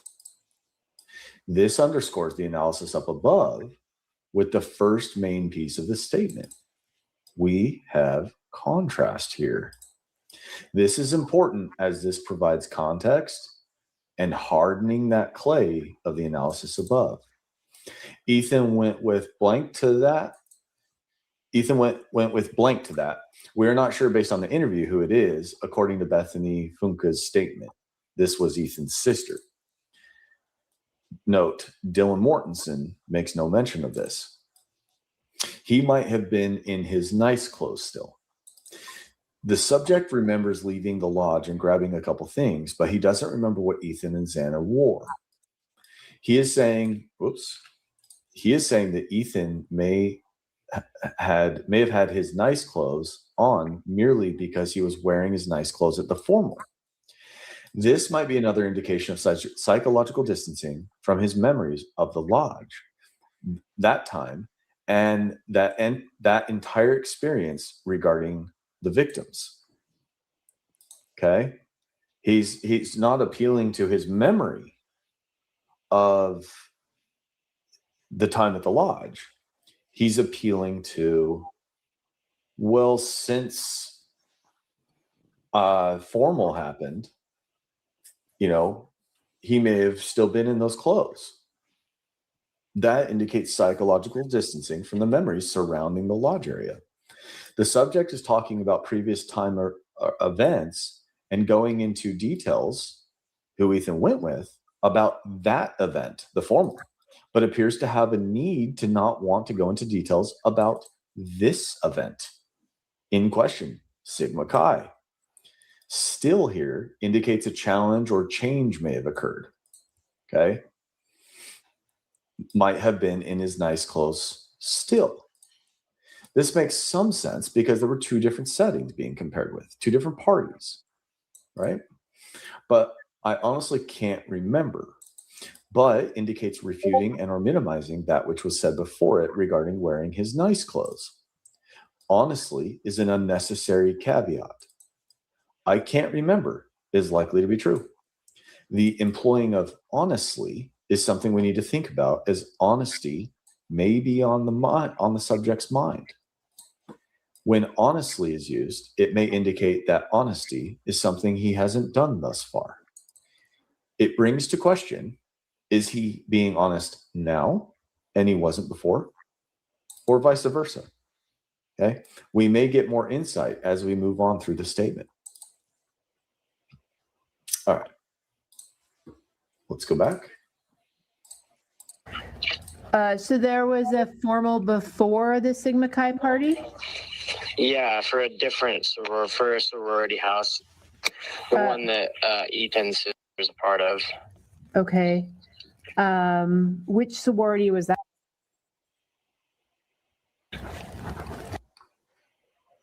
Okay, and that was a formal party. Yeah. Yeah. The party at the lodge at Sigma Chi, was that a formal party or No, no? it wasn't a formal. Did it have a theme at all? The theme was like ESPN, so it's like a sports theme, like jerseys, that type of thing. Okay. Can y'all see? Yep. So there was a formal before the Sigma Chi party. Yeah, for a different for a sorority house, the one that Ethan's sister is a part of. The subject has a hitch here and goes back and drops different for some reason. This indicates sensitivity regarding that specific word different, which is connected with sorority. It seems he was thinking about Sigma Chi's fraternity, which wouldn't be a different sorority because Sigma Chi is not a sorority. So he may have self-corrected there. Okay, which sorority was that? It's redacted. If the subject says here, if he actually said Kappa Alpha Theta here and it's redacted, that makes no sense, right? Earlier, the subject said Kappa Alpha Theta is formal. That was in the recording. So did he say a different sorority here? I mean, this is confusing. It really doesn't bear any weight to the final analysis, but just something that bugs me. Okay, and that was a formal party? Yeah.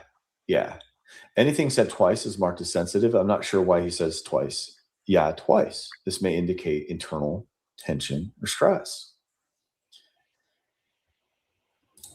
And just so you know, there's going to be a whole lot of this right here. All right. The party at the lodge at Sigma Chi, was that a formal party or no? No, it wasn't a formal. Did it have a theme at all? The theme was like ESPN. So it's like a sports theme, like jerseys, that type of thing. Well, this is perfect because the detective had just asked the subject about what Ethan wore at Sigma Chi. So this was a good question by the detective. It uncovered something important. Sigma Chi had a clothing theme, ESPN, jerseys, that type of thing. Earlier, the subject opined that Ethan may have been in his formal clothes. This logically means Ethan would have not matched with the theme of the party. This seems natural that Ethan would have stood out at the party then. It is unknown what were the exact requirements, more importantly, the level of enforcement of this dress requirement at the Sigma Chi party. Was this something that was conventionally assumed by everyone? Was this a loose requirement? Was this more strictly enforced? And if you didn't show up correctly, you got publicly shamed or even kicked out. So is this even really possible that Ethan could show up in formal clothes? Is it even possible? Well, so this is unknown. Even more importantly, it seems like the memory of what Ethan was wearing would stick out in the minds of those that saw Ethan at Sigma Chi, especially by people who knew him, like the subject. And this is to say nothing about Xana. What was Xana wearing? So I hope you're seeing the problem here. Okay, the drama. Maybe we will get more clarity as we listen on. All right, let's listen on. Okay. Thank you, Allie. Do you remember that? As Travis's perspective is fantastic. Truly appreciate all y'all working together to make sense of this mess. In my opinion, at least two other interviews exist with Pete besides 1118. And I agree with you on that one for sure. Very good point. Thank you very much for that. Again, appreciate that so much, Allie. God bless. Hon. Hold on 1 minute.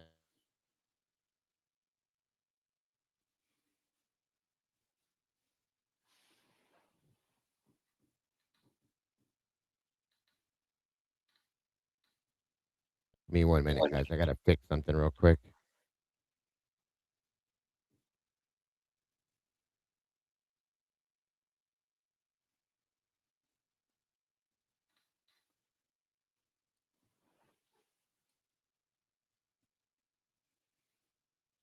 All right.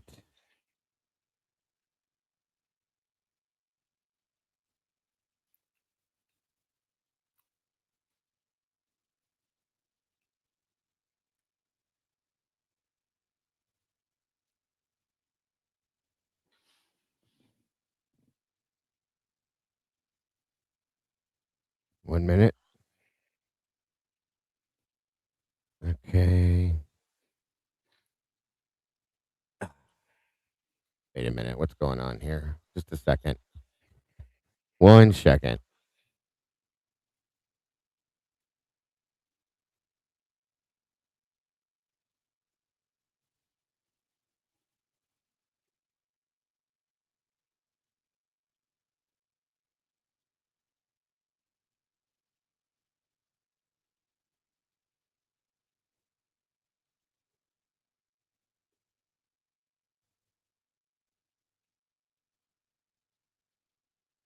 Sorry about that, you guys. Here we go.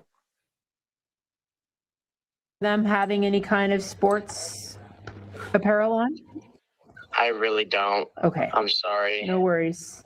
I'm sorry to put you through this. I know this is really No. difficult. And just to kind of maybe jog your memory, do you remember taking any photos with them that night? I looked on my camera You did. roll and my Snapchat memories, and I don't have anything from after the formal party where Ethan and I were in our nice clothes. Okay. This is really, really big. Okay. Do you remember them having any kind of sports apparel on? Great question.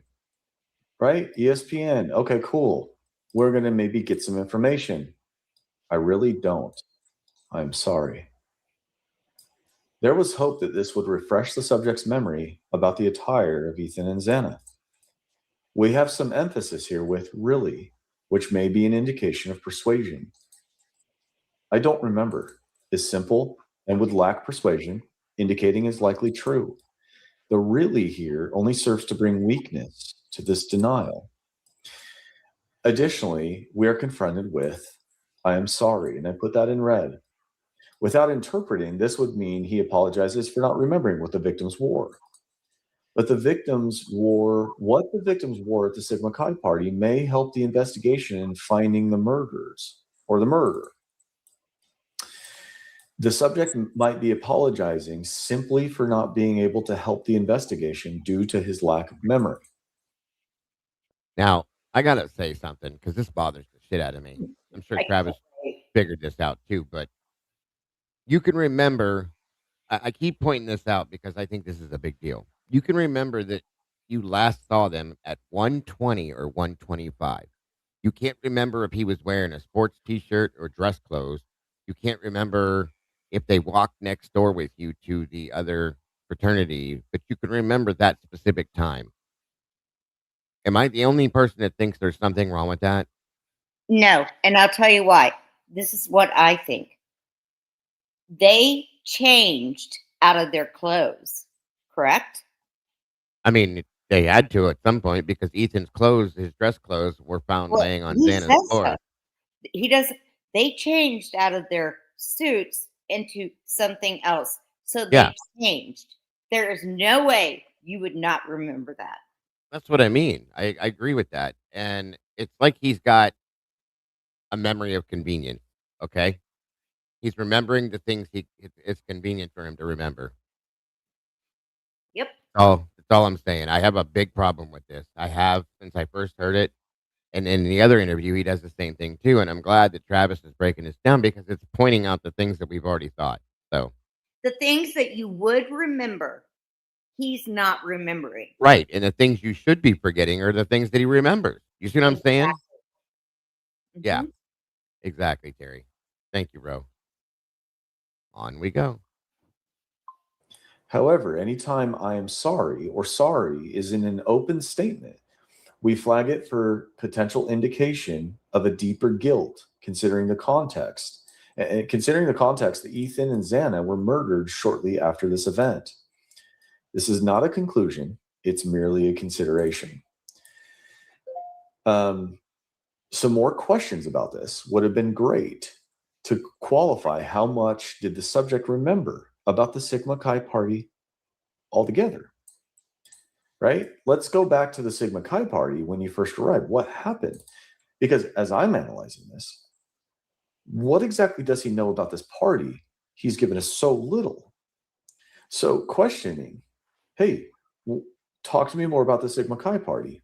How much do you know? Is this someone that was only there for a few minutes? And that would shed a whole lot of more light as to why there was so little information here, right? The detective says, "Okay, no worries. I'm sorry to put you through this. I know this is really difficult. And just to kind of maybe jog your memory, do you remember taking any photos with them that night?" So I'm going to analyze the detective here. The detective is apologizing for doing the job of a detective unprompted. If the subject is an innocent entity who had a meaningful relationship with these victims, which we're presupposing, the subject would be doing right by the victims and these people or person that they had a meaningful relationship with, and helping the investigator locate the criminal or criminals who did this. There is no apology for this. Asking about taking any photos is a fair and common sense question. She's not leaving this line of questioning alone, which is commendable. Okay. So I'm giving a little bit of a sandwich here, some pretty harsh critique here for the detective, but I'm glad that she's asking about the photos because he didn't say anything here. Now, I'll just tell you, after analyzing this and reading back some of this early stuff, it is wild how much just a few words actually found out a whole lot here. So just I'm eager. I'm very eager. Okay. I looked on my camera roll and my snapshot memories, and I don't have anything past anything from after the formal party where Ethan and I were in our nice clothes. Analysis. The subject had already thought of this. I looked on my camera roll. He had already looked. Past tense. I looked. Then the subject communicates in present tense. I don't have. The question that comes to mind, did you have them? I looked on my camera roll and my snapshot memories, and I didn't have anything past the formal party. That's not what he said. This change from tenses may indicate he deleted information. Further, I don't have anything past anything. We have a repeated word indicating sensitivity and potentially internal stress and tension here. Strictly logically, he has said that he doesn't have anything after the formal party. That would include up until the moment of this interview, which is 5 days later. He doesn't explain when the next picture was taken. He fails to mention that. He chooses not to, I should say. He also doesn't mention his girlfriend's photos. He had already looked at his phone contents for this, apparently. And earlier, he had asked, not all, he dropped all, but he asked them at the whatever place it was, the AGR, and nobody remembers them being there. What about others at the Sigma Chi party, since he had already thought about these things? Did he not? Now that's what I wanted to point out was he said he asked everybody at the agro frat. Did you ask anybody else at the Sig house? He doesn't mention that, does he? Did he ask out his of girlfriend? right. That's out of convenience. And yeah, did you talk to Sadie? Hey, do you remember Ethan and Xana where they went that night? If he did, he didn't say he did. Where's her interview? Because I want to hear from her too. In fact, I'm gonna.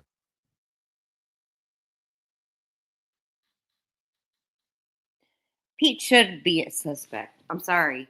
And I'm if you gonna don't, FOIA. I'm gonna FOIA and see if there's an interview with Sadie Buck. I think that's important because if her interview does not line up with Pete's, we have a bigger problem. yep. Considering they were together that night. You know what I mean? Yeah, I don't think he was ever looked at as a suspect. He was not on any of the Should have suspect been. list as even as a subject. Nothing. I agree with you because he's the last person to be seen with them. I said that from day one, didn't I? Oh yeah, and he's being deceitful. Yes, that's the truth. Oh yeah, Lisa.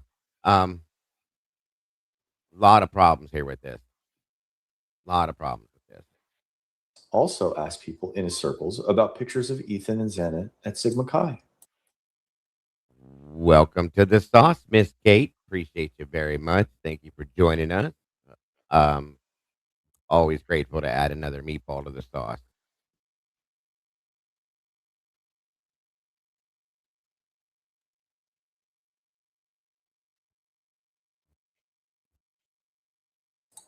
He doesn't share this information. I hope you're getting what I'm putting down here, but picking up what I'm putting down. Also, I will, Moonlit. Thank you, hon. I appreciate that, guys. If anybody wants to donate towards helping us for the FOIAs, all of that, please send to the Cash App, the PayPal, or the Venmo, because that's where we're going to get that from. So thank you for that.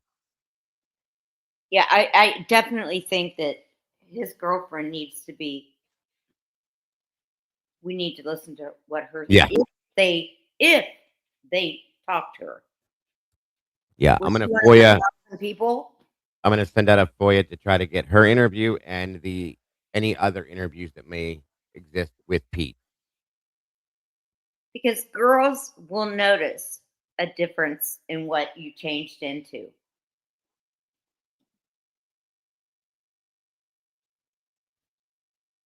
Absolutely. Yes, ma'am. I fully agree with you. Fully agree. So, nope. He didn't share any photographs or anything, Melissa, that I saw. So, thank you, Ro. On we go. Anything is not specific. He is not saying, I don't have any photos of Ethan and Xana at the Sigma Chi. And he's not saying, my most recent picture of Ethan and Xana was of them at this time and of this place. Anything is passive. This would mean not one picture or snapshot of anything. This underscores the pressing concern. Did he delete information? We also have to consider the fact he does have photos of Ethan from a formal event. He takes photos. So the question is, if he doesn't have anything related to the photos from Sigma Chi, why did he take photos there and not at Sigma Chi? Oh, sorry. Try this again. So the question is, if he doesn't have anything related to photos from the Sigma Chi, why did he take photos at formal and not Sigma Chi?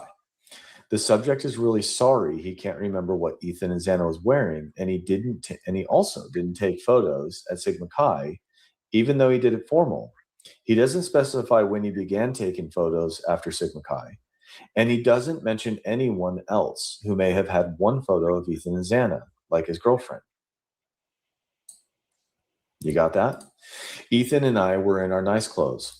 Ethan and I indicates this is a photo or photos of the two together in the photo or photos. The subject and Ethan. Apparently, this photo or photos do or does not include Xana. I made that very difficult. All right. Let's get back to it. Okay. So there's the previous party that you do have a pic of Ethan. Yeah. If I were to give you, well, you have my telephone number, and I can give you my email as well. Would I be able to get a copy of that? Yeah, I can send it to you. Okay. I can send it to you just text message, or does that work? That's perfect. Okay. That's perfect. Describe, so you were described to me as a very good friend of Ethan's. Is that correct? Yeah. Okay. Yeah, that's correct. Okay. Tell me about that. How often did you speak to Ethan? How often were you with Ethan? I spoke to Ethan every day, multiple times a day. He was in my apartment, I don't know, four days out of the week, just hanging out. And it doesn't make any sense to me because he's not the type of guy that has any enemies, and I don't understand. He didn't have any sort of beef with anyone. So okay. Can I ask a question real quick? Why does he say his apartment? When you are living in there's the previous party that you do have a pic of Ethan. Yeah. If I were to give Go ahead. Say again. If you live in a Sigma Chi house, you don't call it an apartment. You call it a room. They do inside there. They have little apartments. Okay. Inside the fraternity house, the Sigma Chi building, they have little apartments that they all have. That's what Okay. they call them. I I mean, looked into that. I looked into that earlier on because I had the same question. yeah, it just because when I was in school, I mean, I lived in the house and we never called it an apartment. I mean, it was your room, you know? It's You a lived it's in a a house different and you it's had a a different room. I yeah, mean, it's a different setup. Like a house, like a lot of the sorority houses. This is a building that has separate little apartments in it. Yeah, it's like a rented separate space. They rent each room to each person per se. So, okay. And okay, that's what I needed. Okay, cool. hey, Bob. Thank you. All right. You have my telephone number and subject. Yeah, I can give you my email as well. Would I be able to get a copy of that? Yeah, I can send it to you. There's apparently one photo, as he said, it. What is not being said here is what is important. Are there not any other helpful photos? Put yourself in this situation. We just heard the detective talk about how close of friends he is. One photo. No other photos that would help? The subject doesn't offer this or talk about it. We've been trying to understand the psychological disposition to the victims. Okay, the subject's psychological disposition. A psychological disposition that is respectful and concerned for the victims and the investigation is what we would expect to see in the subject's words.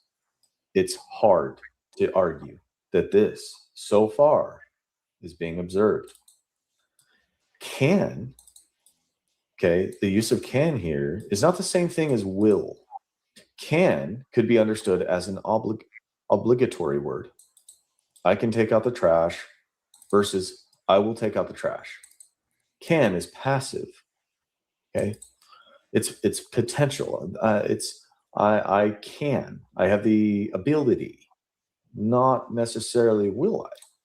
This may be a small indication of sensitivity and psychological distancing. Okay, about this photo. He's not saying, of course, whatever I can do to help. That's what we want to see. We want to see that eagerness to help and to provide anything he can do to assist.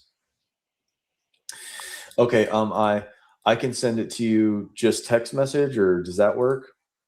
The can again is used here, indicating more of a pattern in a context.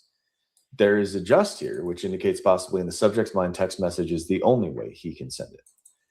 Is this because of a lack of knowledge regarding how to email the photo, or is this an indication of a subtle psychological distancing to this? Yeah, that's perfect. Okay, that's perfect. Describe. So you were described to me as a very good friend of Ethan's. Is that correct? Yeah. Okay. Yeah, that's correct. That's parroted here, right? This was a great opportunity for the subject to share more about this, to talk about the victim that he was very good friends with. The subject merely answers the question and doesn't provide anything further. The detective gave the subject words here and contaminated this interview.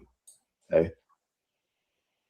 Describe, so you were described to me as a very good friend of Ethan's. Is that correct?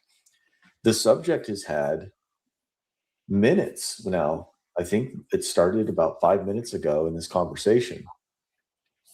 We still don't have a complete social introduction of the victims.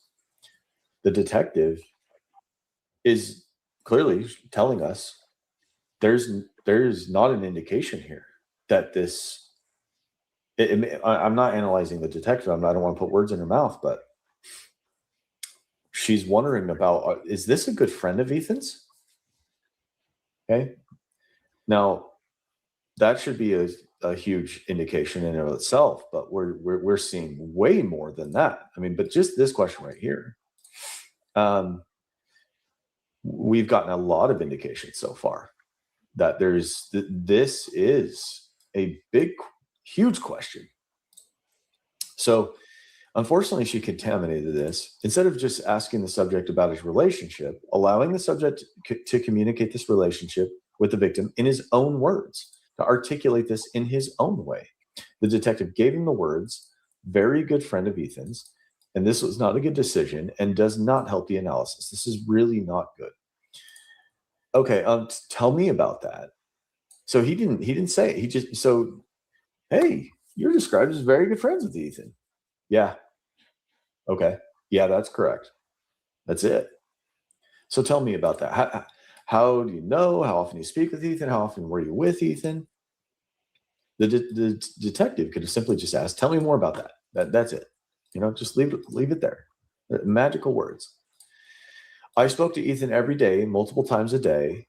He was in my apartment. I don't know, 4 days out of the week, just hanging out, and it doesn't make any sense to me because he is not the type of guy to have any enemies. He didn't have any sort of beef with anyone. So, okay, this is really important.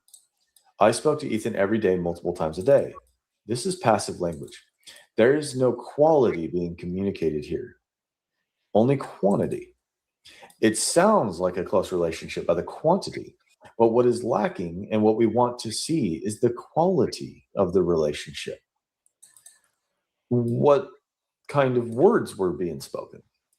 What is the content of the communication? What does it feel like? What does it sound like? This is merely quantity.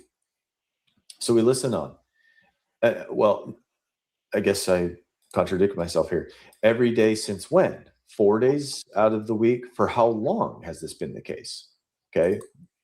Every day, multiple times a day. Every day? I mean, every day since you guys have been born, multiple times a day, 4 days out of the week. For how long? Right. So there's also just kind of not clarity about that. So we just have to be careful.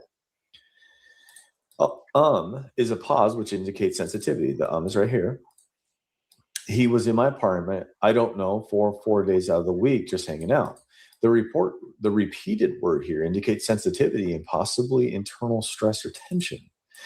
I don't know is unexpected. We expect the subject to know and to talk about what he Yeah, knows. we pause for a His sec. with Ethan, his experience with Ethan, his relationship. We are also getting more quantity here.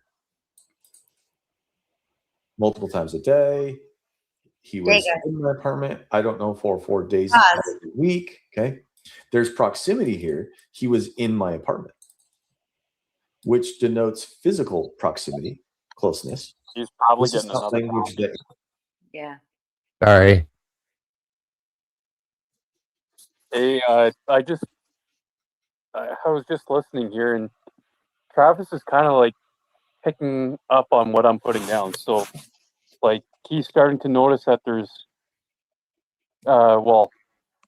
he's starting to notice that saying a lot about Ethan, but there's no quality that he's speaking of Ethan. No, you're absolutely correct. And we have asked that because why would he not speak at the thing, but Hunter did?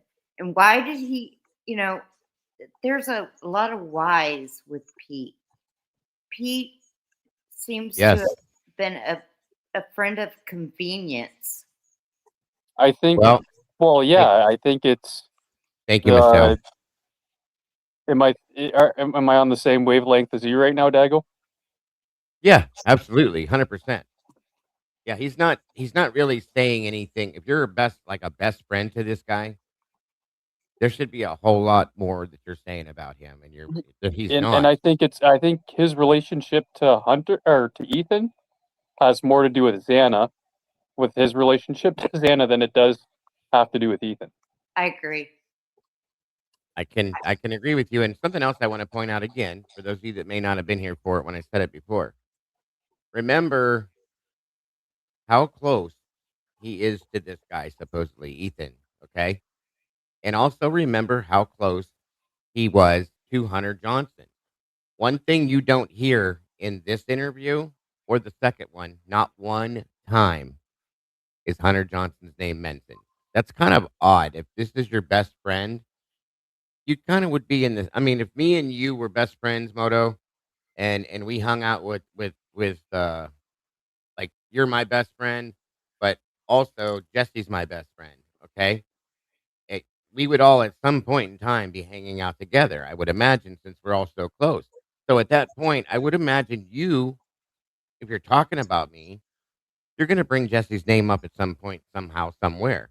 Yeah, because there's gonna be an interaction. Yes.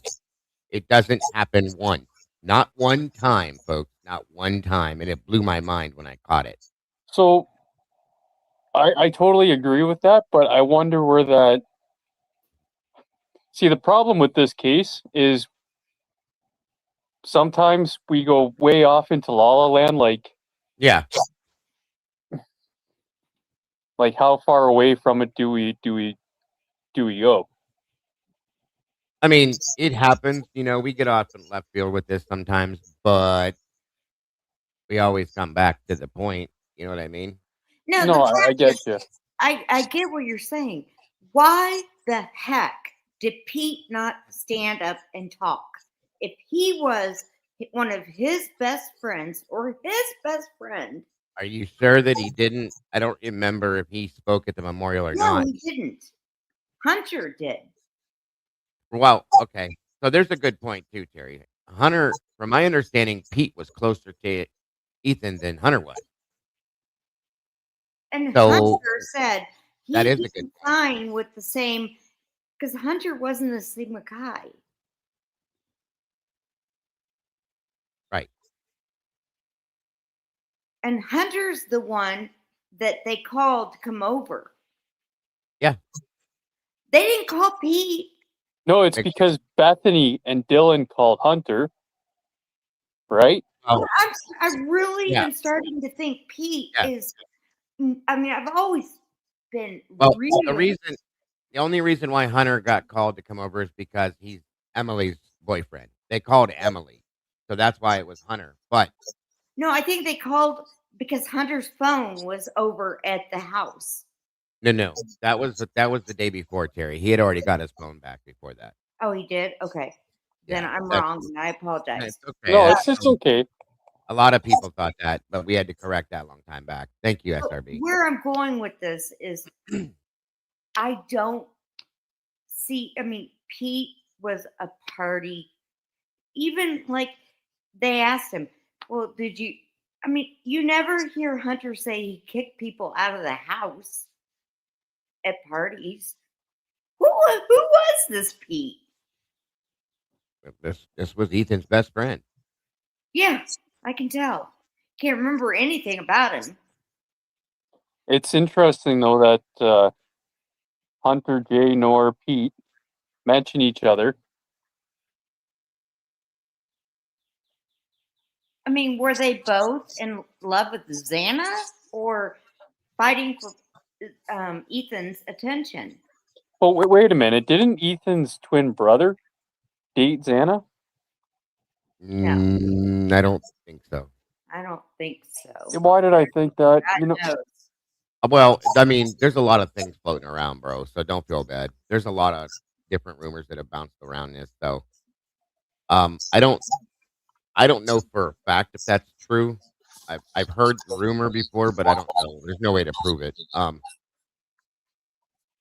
trying to remember in the reports what we read, but Like for some reason, or maybe I got Ethan's sorority brother mixed up with his brother. Oh, see, that's the other thing. You get confused because they're brothers, right? They call each other brothers. yeah. So Now you are like, Pete dated Xana. That's something that happened for sure. Yeah. right. Yeah, I don't know. I don't know why I thought that Ethan's brother dated Xana as well. I think I heard that too a while back, like way a long time ago. So I can understand how. But you're right, Dago. Why is there no connection between Pete and Hunter Johnson? It doesn't make sense, does it? If No. they're like, okay, I had a group of really close friends that I grew up with, and the guys that I played in the bands with and stuff like that too. We were always together. Okay. If one of us was talking about our experiences, it involved the other one, usually. Okay. Especially the guys that I was close to, like really close to. So everything that we've heard from Hunter, he talks about how close him and him and Ethan were and how close their girlfriends were. So they spent all their time together. How does Pete fit into this at the same time? That's what I want to understand. Or how did Hunter fit in to this situation with him and Pete? It's just something I'm wondering because I haven't heard Hunter's name brought up one time, not once, unless it's in the redacted stuff in the secondary interview, maybe. But even then, I think we would have been able to understand who they were talking about, and I don't get it. You know, I know a lot of people have had a lot of bad thoughts about Hunter, but I don't know. From day one, Pete, the stuff that I heard about Pete just made me eerie.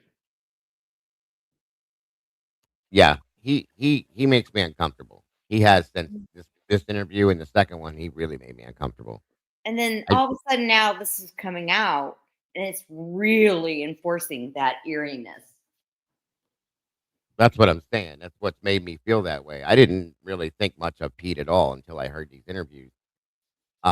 This one started it. The second one completely iced the cake for me with the way he's fishing. In the second interview, he's fishing and he's asking more questions to um Joe Lake or yeah, the detective than the detective is asking him.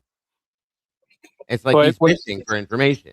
what I'm starting to find that's weird about Ethan is it feels like he encapsulates these different friend groups. It's like he insulates them. He has his friends or he has his friends with Xana.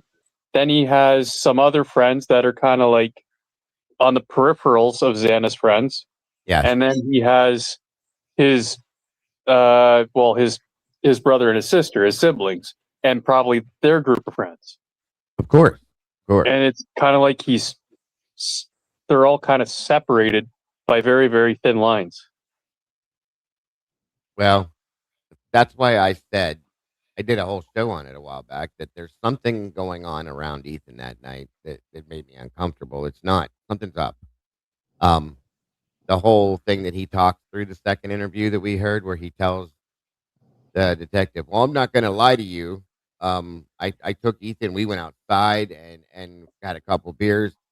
Now, any guy that hears that, you're going to automatically realize that that only happens when you're trying to cool somebody off. Okay, I've been in those situations on both sides. Yeah, but I mean, you can think about it the other way too, Dago. You can think about it. Did they go outside? Is this where the night actually comes to an end, or it begins early? Is where they go outside and they start having this conversation. Right, Because that's what I mean. maybe Pete's the guy that's getting too close to Xana. And maybe that's why Ethan decides to have this conversation with them. I mean, that's part of my point too. Maybe Pete was self-projecting and it was flipped around the other way. That Ethan took him outside, okay, and said, "Yo, listen, I know we're bros and all, but we need to talk. Okay, I'm not comfortable with how close you are to her and the things you say to her and how you act around her, blah blah blah. I've seen that before, folks. So But doesn't that make a lot more sense? of course it does. But do you Yep. think Pete's going to tell us that story that way? Of course not, because it makes No. him look bad. Exactly. So And if you've noticed the way that he talks, and I don't know if Travis is still in here or anything, and I'm sure we'll find out by the end of his video. I But think he's at work. yeah, all right, fair enough. Good video, by the way. But if you kind of look at it through the lens that we're talking about it right now, then I don't know. I get where you're at, dude. It's something's different with this. The vibe from this is what made me Because start the thinking way that way. this guy is, he enjoys talking shit about other people behind their back. He said that, yes. Him and Ethan. He put them both in that bowl. Yeah. And Yeah. he keeps talking about Ethan told him. Ethan told me this. Ethan said this. This is He's what putting Ethan- everything away from him onto Ethan.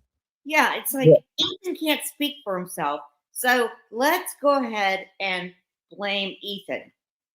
It's like Beth. saying, This guy's kind of like a Bethany Dylan hybrid. yeah. He even says stuff that Dylan would say, guys. Like, I don't know if it was real or not, but this is what I remember happening. Come on, bro. Um, I mean, like Senor just said, typical. Blame the people that can't fucking defend themselves. I mean, 100%. he made it very clear.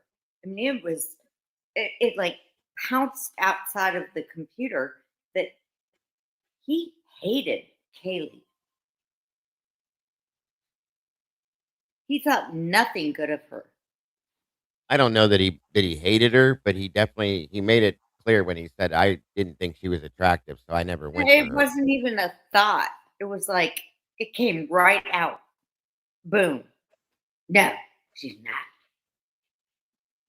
And No, it then makes he me jumped wonder. out of- It makes me wonder because, like you just said, if he came out that fast with that answer, maybe it means the opposite of what he said. Maybe he had a Right. thing for Kaylee. You know what I mean?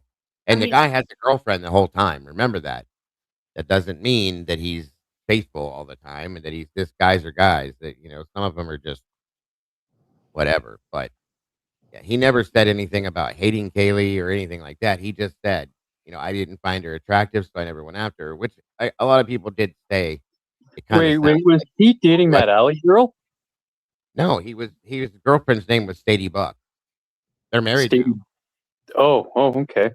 All right. now. Well, Sadie Buck. but does that mean Sadie was friends with somebody that could have spread something? What do you mean? Well, I mean, it's obvious if he said he had two crushes, right? One was Maddie and one was Xana. What if this girl spread rumors about anybody in that house? I mean, it's possible. Anything's possible. Let's be honest. I mean, kids are not kids anymore. Oh, well, no, that's obvious. I mean, it's sad, but what if that happened? And I mean, he makes it very clear that he is not attracted to Kaylee, but Xana he was, and Maddie he was. Yeah, I mean, that could just be a general statement, though. I mean, it doesn't have to mean anything, is what I'm saying. I'm throwing it out. or I'm just going to say one more thing. I'm going to throw one crazy speculation out there. What No worries. if Pete got a little handsy with Xana? Xana told Pete off. That's why she says, Pete, are you good? Because maybe she felt bad that she had to say, Pete, I don't like you like that. It could be. It could be. Somebody had too much alcohol in them, and yeah, And then- got a little handsy. And then Xana asked Ethan to step in and have a talk with Pete. And that could be. That could be. And then, and maybe, the whole statement about it's hard to date Xana, which I've never heard anybody say anything like that before. So it's hard for me. It's hard to date Xana because she's got all these guys around her. So it's just a weird statement to make, and that would be a good way for somebody to represent it in another way. Put it into a context like this. Pete, I understand why, maybe you acted that way towards Xana because, a lot of guys act that way towards Xana because she is so good looking. I find it hard to date her because I get jealous a lot of everybody. It could be. It makes sense. It does. It does. It does. I agree with you. I mean, There's a lot of angles you can look at that make this make sense. That same day that Xana was cheating on him, and then Pete says he had to take Ethan out and calm him down. I want to know what exactly, why would somebody even make that call? Make what call?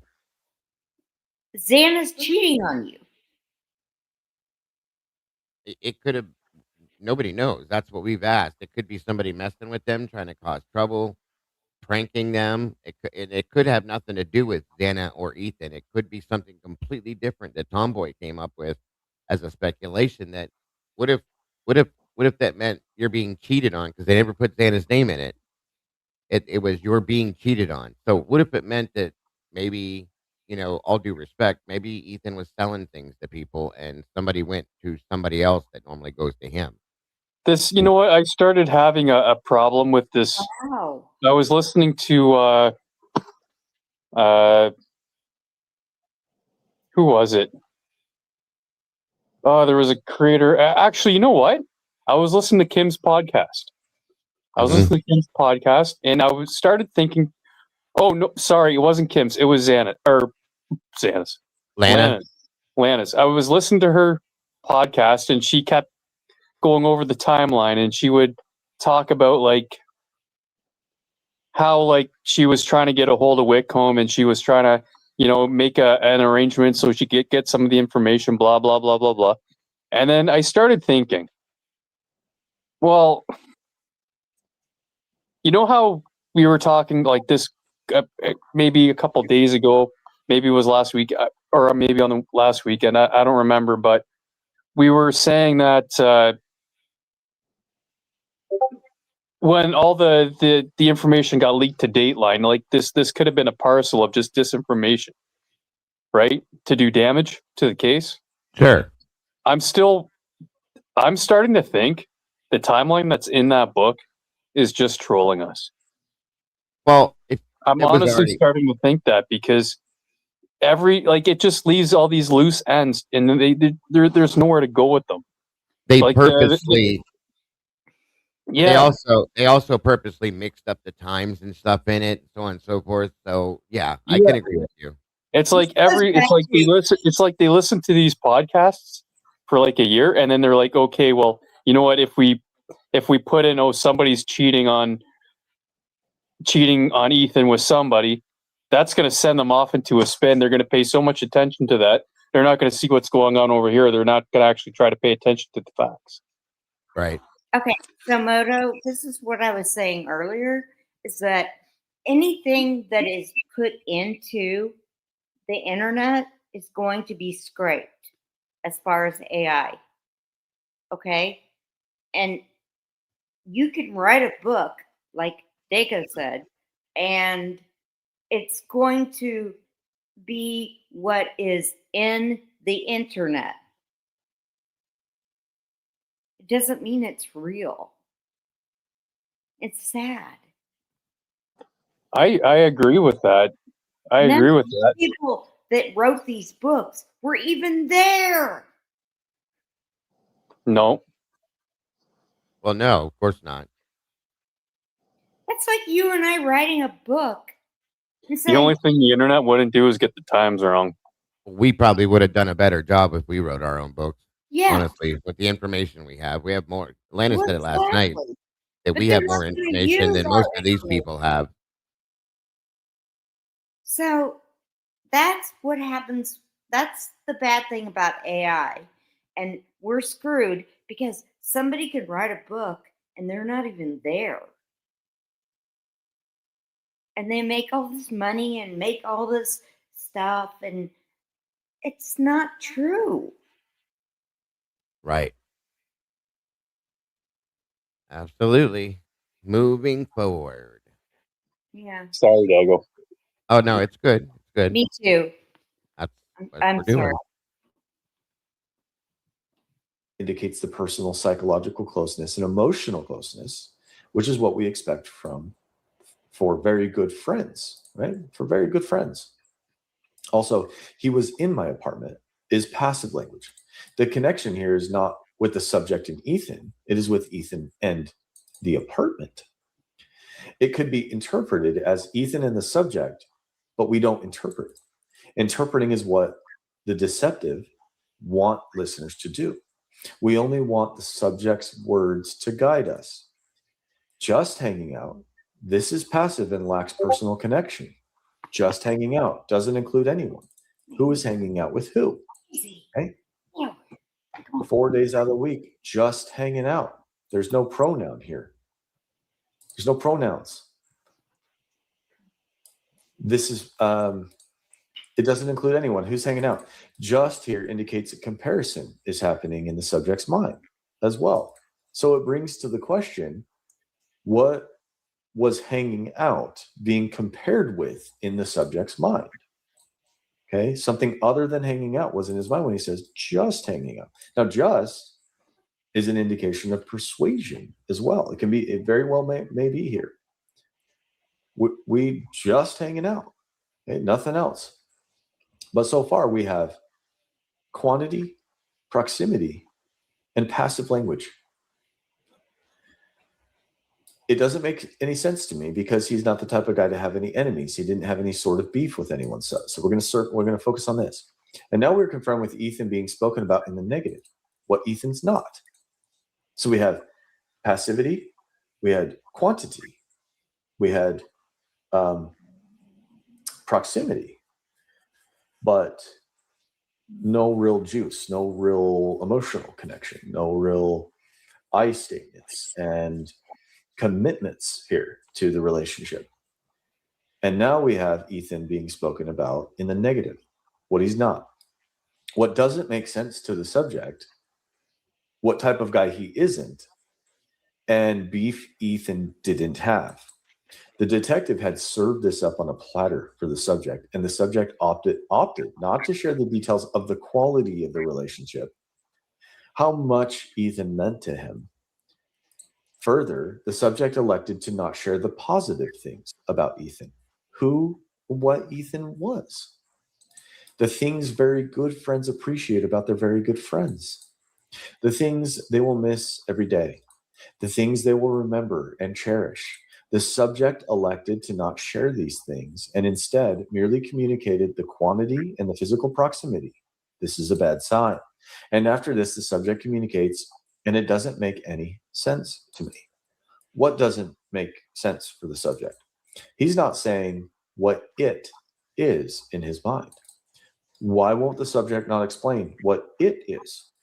It doesn't make any sense to me because he is not the type of guy to have any enemies. He didn't have any sort of beef with anyone. So it seems to be the murdering of Ethan. He won't say that. He's not saying, I don't know what kind of bastard who would do this to my friend, my brother. You guys need to find this piece of crap who killed my friend. The subject isn't saying that.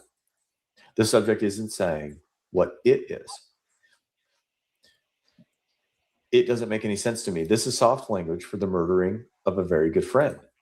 Is there something about Ethan's life or actions that could make it make sense? Okay, so bear with me here. To me is a qualification.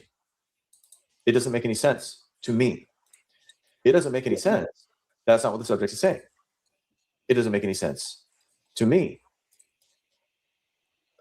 This is something we say about a math problem. We know that there's an answer, and it does make sense objectively. It just doesn't make any sense to me. More on this. We are now confronted with the subject explaining why it doesn't make sense to him. Okay? Because it doesn't make any sense to me because of what Ethan wasn't. Ethan wasn't the type of guy to have enemies. He didn't have any sort of beef with anyone. This would logically follow that it would make sense to the subject if Ethan was the type of guy to have enemies. It would make sense to the subject if he did have beef with someone. Then it would make sense to the subject. The issue for the subject is not that he lost a very good friend. It's that it doesn't make sense to him. The words being said here aren't, have you found out who the psychopath son of a gun is who did this to my... By the way, I want to throw, because I may not have time to do it, but I want to throw something out for you guys. So we started looking for Ethan's apartment building where he lived at, okay? And good old Tomboy is investigating her ass off on this. and SRB, both of them, started digging and looking, and we found we're in the right area for sure. It's within one of two buildings. We don't know the exact apartment number, but a little piece of information I want to throw out to you guys, very ironically, it's directly across the street. If it's either one of them, they're directly, and I mean directly across the street from Miss Janelle Brown. Now, if you tell me that that's coincidence, I'm going to tell you, I'm going to have to argue with you on that one, okay? Janelle Brown is one of the people that I've been thinking, thanks to Pav, very likely has an involvement in this, okay? She's close to the crew of people that, Nick Mowich and all that whole thing. Her name is Janelle Braun. She's the one that was driving Molly's truck and was being chased by Payne, and then they've just let her go. She was being escorted out of town is what it looked like. But anyway, she literally lives directly across the street from this where Ethan's apartment was. That's insane to me. Insane to me. So I'm starting to wonder about this apartment of his that nobody wants to talk about, that nobody wants to look into, so on and so forth. So, and you guys know how I feel about coincidences in this case. That's all I'm saying. So, I just wanted to put that info out there for you guys to have something to think on going forward because it's quite interesting in my opinion. And if anybody's interested in jumping into Discord with us, that's how you do it. We do what I call live dives and hang out in our general Discord voice chat where we can all discuss these things, so on and so forth. We're going to be doing them at least twice a week coming up here soon, regularly, where you can get in there with all of us. So hop in the Discord, hang out with us, jump into what we do. So Joe Blake said that they went to Ethan's apartment. Boy, had the report. But yeah, and as soon as he went in, or when they started talking about it with Pete, Pete said, "Yeah, we went through his apartment." Pete said, "You didn't find anything, did you?" What are you saying that for, bro? What would they find? Again, he fishes a lot in the second one for sure. So just things to remember, guys. That's all I'm saying. On we go. Ethan. The issue is whether it makes sense or not for the subject. It's noted that Ethan is referred to as a guy here. Ethan is a type of guy to the subject. This may indicate the perception of Ethan as a competition for a female. She hangs around other guys. Also, the subject is not saying that Ethan didn't have any enemies. The subject instead speaks about him passively. He's not the type of guy to have enemies. There's a difference. Okay, this is more declarative. Ethan didn't have any enemies. As far as I know, I'm his close friend. He didn't have any enemies. Now, the subject instead speaks about this passively. He didn't have any sort of beef with anyone. Exactly, simple. There's a potential qualifier there. The subject is not saying he didn't have beef with anyone. Instead, the subject said any sort of beef. We will not interpret for him. However, sort of is often interchangeable for somewhat. The subject doesn't qualify or recognize his own limited knowledge here as well. As far as I know, he didn't have any sort of beef with anyone. The fact that the subject is now murdered, instead of declaring the lack of beef or enemies regarding Ethan, the central one for a very good friend, the central question would be, who could have done this to Ethan? Who could have hated him so badly to do this? Or I'm struggling to understand who would have wanted Ethan dead. Also, there would be natural questions like, are the investigators seeing evidence that this indicates this was a random intruders, or was someone or more, or was this, or some people who knew him? There's an indication of a need to persuade to the detective that Ethan didn't have any sort of conflict with anyone. What would be the driving force of that need? Again, and now that I'm going over this part of the analysis, it would make sense to the subject if he did have beef with someone. Okay, remember this. All right. Yeah. Kind of, if you could think back for me with Zaina, same questions there. Can you think of anybody that she was having issues with? No, that's the huge confusing part about it. They were both super happy people, didn't like any drama. Okay. And yeah, and I had known Xana since my freshman year now. Okay. Yeah. Has she ever spoken about somebody around her apartment that was troubling her? Let me think.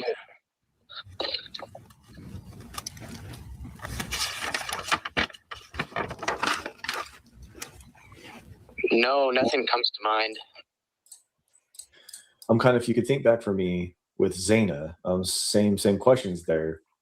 Can you think of anybody she was having issues with? Now, one thing I'm just thinking about here, if this was my very good friend and his significant other, her name is Xana. Her name is Xana. Her name is one of the last things that she has now. She's lost pretty much everything.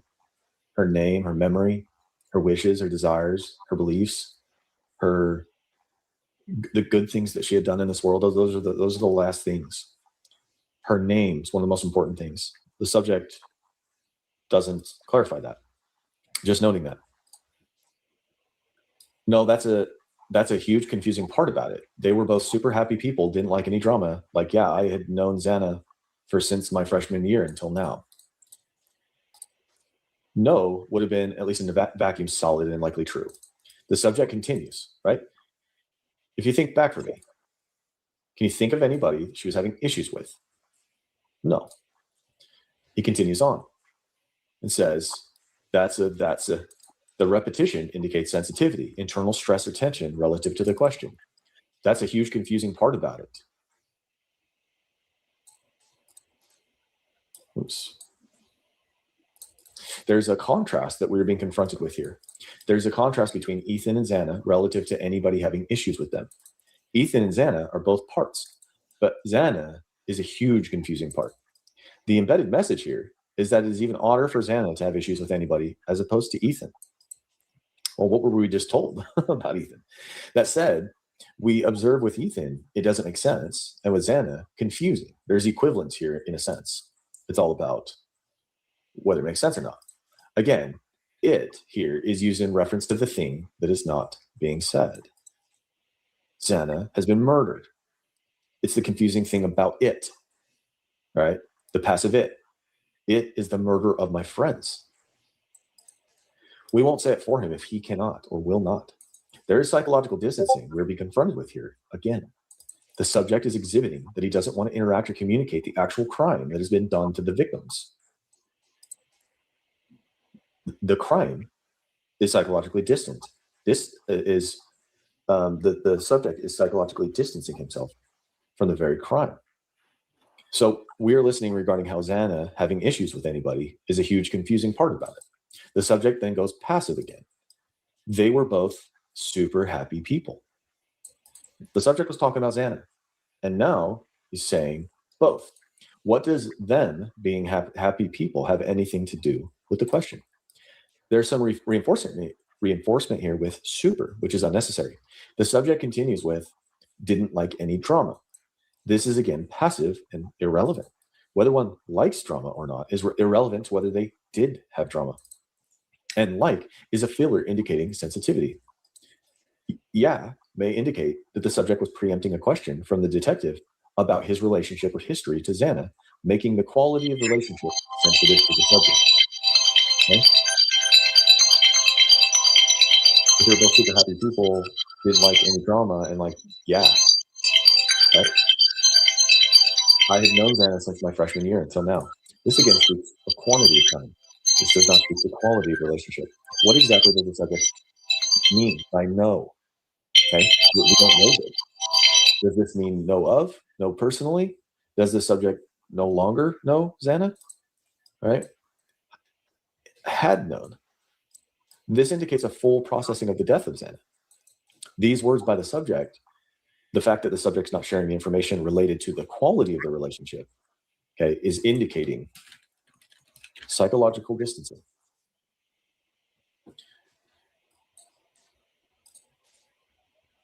All right. So this is, yeah. I don't know why they did. Has she ever spoken about somebody that around her apartment that was troubling her? Let me think. There's a huge pause here. No, nothing comes to mind. The subject appeared to really give this some thought. The pause indicates sensitivity to the question. The subject answers no, which would be a direct answer to the yes or no question. The subject then adds, nothing comes to mind. Now, the question was about whether Xana had or hadn't spoken about somebody that was around her apartment that was troubling her. The subject didn't say, she did not tell me about anything like that. And or Ethan hadn't told me that she was troubled by anyone. No, it appears that the detective has no concerns about the subject's potential involvement here. The answer here indicates that the subject hadn't thought about this subject until now. He needed time to think about it now. Think about it. He took a long pause to think about it. He's had 5 days to think about it. Nothing comes to mind, comes right now, right? Nothing has come to my mind. Given the subject had looked at his camera roll and Snapchat history. Oh, I said snapshot earlier. Oops. I'm a millennial. Snapchat history, had asked around, but their whereabouts the night before their murders, had been contemplating the sense of this. It doesn't make sense. Right? That's what he said. It seems like he would have shared a potential suspect or suspects. One, considering the context of the 4 murders, the victims were young college students, parties were going on, a lot of interactions, circles of people, sororities, fraternities. It would seem almost impossible to consider that there wasn't one person that the subject hadn't thought about as a potential suspect. Okay. Now, the detective asked, has she ever spoken about somebody? Okay. So, fair point. But what are we talking about here? We're talking about, this is supposedly a very good friend. Okay, let's go back. Okay. Let me ask you this. Did Ethan ever say something into, I think I'm going to go over and stay with Xana tonight because... Did you say something, Moto? No. Okay. Of more of a security issue, not necessarily security issue, because he lived over close to this, and I'm not sure if you guys know where that's at. It's probably 2 to 3 miles away from the Sigma Chi house. Okay. And he lived over there, so he stayed with Dana a lot of nights just because it's kind of a far walk away, and he didn't want to walk that far. Sure. That type of deal, but not necessarily a security issue. Okay. This is really important. Okay, let me ask you this. Did Ethan ever say something akin to, I think I'm going to go and stay with Xana tonight because it's more of a security issue? And not like, and she didn't quite finish, but the subject hops right on in. Okay, so she just fell out the window. Okay, G, bye. Necessarily a security issue because he lived over close to this blank, and I'm not sure if you guys know where that's at. It's probably 2 to 3 miles away from the Sigma Chi house. The subject starts with not necessarily a security issue. The question here appears to be sensitive to the subject. This is not a no. This is the kind of verbiage that indicates that the question or insinuation of the question being responded to maybe encompasses too much, or the answer is conditional. And the question or insinuation encompasses too many conditions, that kind of thing. This is not an expected answer. It's similar to security may have been it, but it may have been for other reasons, right? That's what I'm talking about with conditions and how much it encompasses. So what other reasons is the subject considering? We will see where the subject goes with that and how he articulates this. Because he lived over close to this place. Unfortunately, we don't have that location. It's redacted.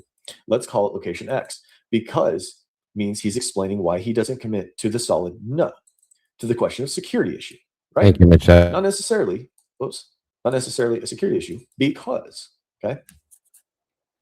Remember, the question is if Ethan ever said something akin to staying over with Xana for security reasons, security issue. It's a yes or no. Did he or didn't he? So the need for the explanation why, he says, not necessarily here is indicated as very sensitive to the subject.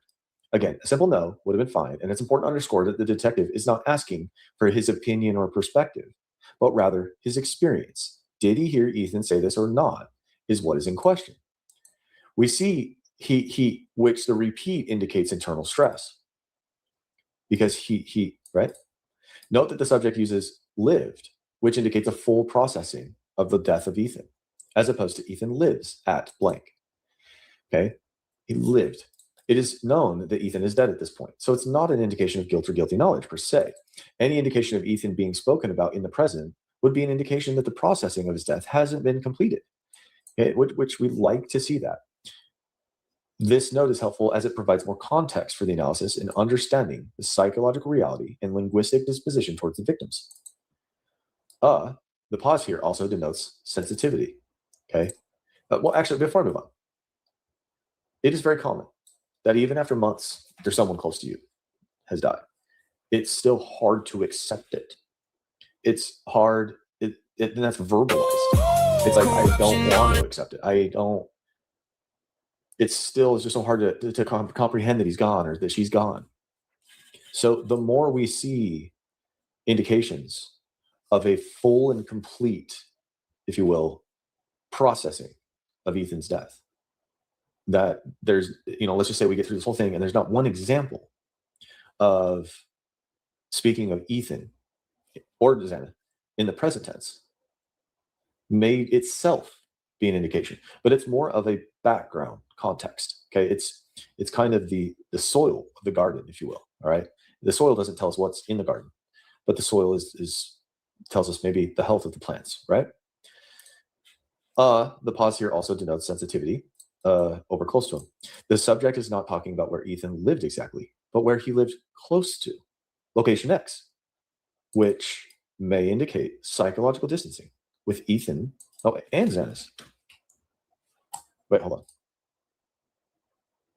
No, just Ethan's. Okay, I didn't forget Xana. Which may indicate psychological distancing with Ethan's home. Okay, so he's talking about he lived over close to this, right? And I'm not sure if you guys know where that's at. It's probably 2-3 miles away from Sigma Chi house. This is unnecessary information. He's apparently explaining why it was not necessarily a security issue. The subject indicates, again, internal stress here with of 2. The subject refers to the Sigma Chi house here as opposed to the lodge. We're going to listen closely as to why he's drawing attention to the distance between where Ethan lives close to, location X, and the Sigma Chi house.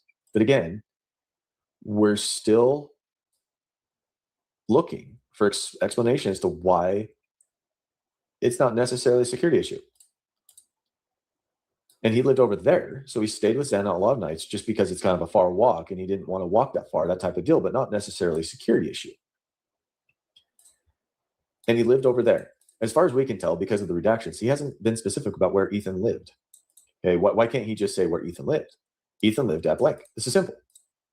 The long way of referencing Ethan's home by explaining what his home is near to, location X, acknowledging that you guys may not know where it is, and explaining how far away the location X is from Sigma Chi party, without actually saying where Ethan lived, further supports the idea that the subject is psychologically distancing himself from Ethan's home. We also have another lived, which is another clue as to the subject's full processing of Ethan's death. So he stayed with Xana a lot of nights just because it's kind of a far walk and he didn't want to walk that far, that type of deal, but not necessarily a security issue. We now are confronted with 4 major issues. Number 1, the subject is saying that it was not necessarily a security issue, and his reason: Ethan preferred a quicker path to Sigma Chi. This has logical problems just within the context of the reasoning. Had the subject said, not necessarily a security issue because Ethan had access to Xana's security cameras from his place already, or something like that, then it would make sense within the linguistic logical context. Or if Ethan had said, the subject, Ethan had told me that Xana would ask that he would stay over there on nights where she was home, when she was home alone, right? This would indicate that there wasn't any tangible external force and entity of concern, but rather a simple internal fear of Xana's. So not necessarily a security issue, but just when Xana was home alone. This is not what the subject's saying at all. What the subject has said has nothing to do with security issues. Number 2, the subject has not answered the question from the detective. Let's go back.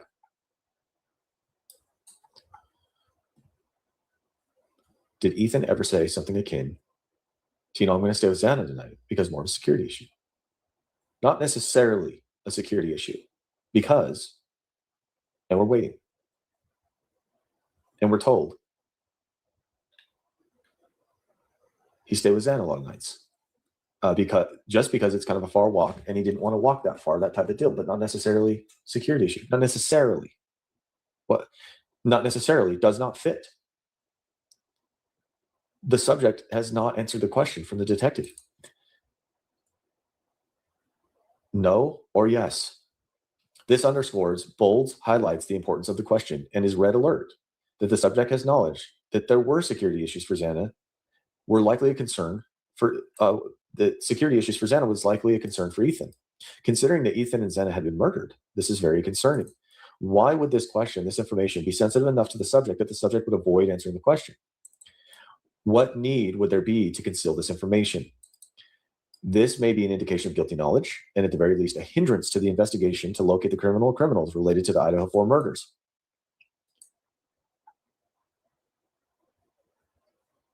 Did Ethan ever say something? He's not answering the question. The subject has used the detective's question, number 3, by the way, as an opportunity to cheapen and minimize Ethan's and Xana's relationship. He has avoided answering the question directly, saying twice, not necessarily a security issue, and defended the reasoning of his view of this by deceptively diverting the detective's attention away from the subject of security issues and instead towards minimizing Ethan and Xana's quality of relationship. The subject focuses on the idea that their nights, or a lot of nights together, were merely due to the convenience of Ethan's walk to Sigma Chi. The subject wishes to convey that the very good friend of the subject and recently murdered Ethan stayed with recently murdered Xana a lot of nights, not because Ethan loved Xana and desired to protect her or was concerned for her security, but merely because it was a convenience to Ethan to go to Sigma Chi.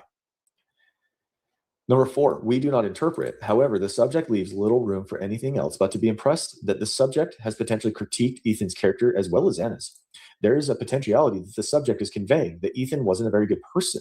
Ethan used or took advantage of Xana for selfish gain of achieving a more convenient form of travel. And there's also a possibility here that the subject has insinuated that Xana either didn't know this or didn't care, which may allude to Xana's low self-esteem or low self-respect, or at the very least, her just low self-awareness. This concern here is deep. But oftentimes the guilty party regarding a murder or abuser, etc., will find ways to insult or blame their victims. So to summarize, the subject didn't answer the question. Number 2, the subject's explanation of saying not necessarily a security issue doesn't make any sense. The subject diverted the question to diminish Ethan's and Xana's relationship. 4, the subject has potentially criticized the character of Ethan and Xana. When confronted with the indications like these, that challenge the fundamental presupposition that the subject is innocent of the Idaho 4 murders, the burden is to answer the question, what does all this mean in terms of the subject's psychological reality? That involves... So, Moto, do you have any thoughts or questions or feelings or opinions or anything thus far on this? I mean, I think I've already made up my mind about Pete. Like, Travis is doing a really great job at laying everything out. And, oh shit, those are my feet.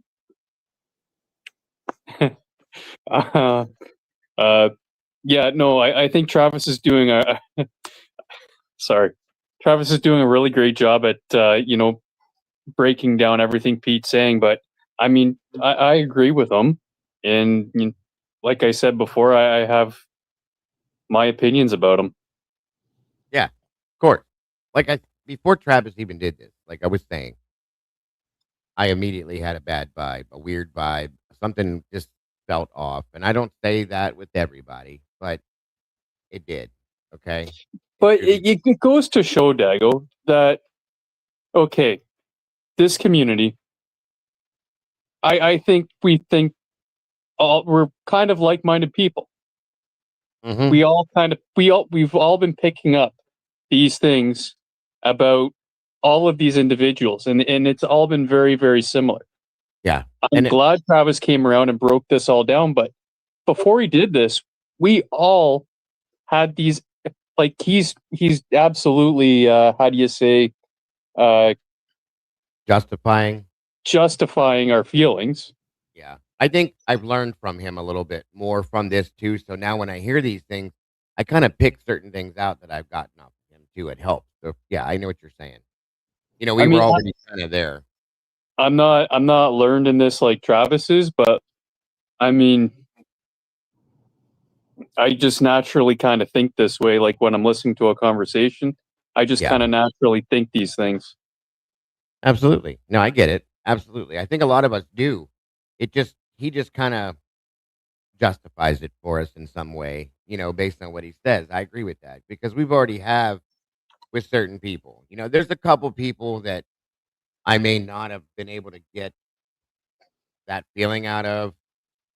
And not she said something, but most of the time, yeah, I fully get what you mean. So, like, but Dago, are you like, what are you getting out of most of this? Well, so far he's obviously pointing out there's deceitfulness, there's some deception going on, there's some issues with some of the things he's saying, which again, a lot of us thought that again, he's just verifying it for us, basically, in a sense. So that's how I'm getting it. He's being deceitful. He knows more than he's talking about. And he's hiding some things, you know. What I appreciated is maybe Travis's disinterest in true crime, and that's what I feel. That's very genuine and honest about it. That's why me too. When he goes into this, like he explains, he goes into this, you know, thinking that there's no guilty knowledge here, that, you know, it's absolute innocence for that person until he listens to it. And then, whoa, you know what I'm saying? That's what I respect about this. And the one thing that I haven't, maybe I haven't been paying attention enough, or maybe he has, but all of these people that he's kind of, you know, read through, like none of them there's not much good in it. Right. I agree. I do agree. Yeah. And I am definitely grateful for Travis coming out and doing what he's doing. I hope he continues to do it. Homeboy, what are you talking about with the video? Ain't no video. What is she saying? What video? Hope she's not trying to look at that link I put up there, because actually it's actually an Idaho 4 video. It has nothing to do with a foot finder app. Just what link did you put up? Where? I put it up maybe, geez, it's probably like 100 lines down now. Okay. But there's a pretty interesting titled video on the Discord. I'm not exactly. Got you. Yeah. Okay. Well, for today, you guys, we're at the 3-hour mark, and I don't want to drown you guys and you know, being bored to death. I know other people left because Logan went live and all that. So I think we're gonna cut that here at this point today. Finish it up tomorrow. I will be live tonight for Friday fuckery, as they call it, over at Crimes After Dark, for anybody that might be interested at all. Thank you for joining me, Moto, Terry, you as well. So she fell asleep. Sorry, Jenny. I'm glad you were here, though. I appreciate you very much. Thank you for those of you that donated towards the channel. Anybody that may have donated towards the cash apps for the FOIAs and stuff, thank you very much. If you did, thank you to my mods. I will jump into the chat with the moderators after this if anybody wants to. If not, no worries. For those of you that I won't see, yeah, Foxy, send me an email and I'll send it back to you. Okay, Foxy? For those that I won't see tonight, then I'll see you the next time I see you. So thank you guys so very much. Don't forget to love yourselves, love each other, and please don't change a thing. You guys are truly the beautiful people, and I will see you guys very soon. Bye-bye. I'll probably see you on Discord later there, Dago. Take it easy. All right, buddy.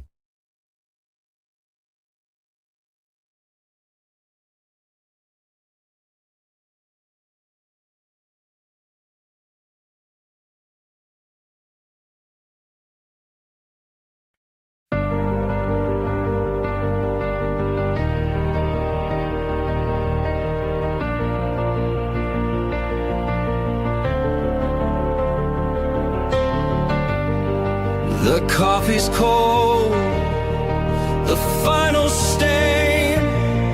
We laid the map out in the pouring rain. No hidden corners left to creep. The dark truth woke while the city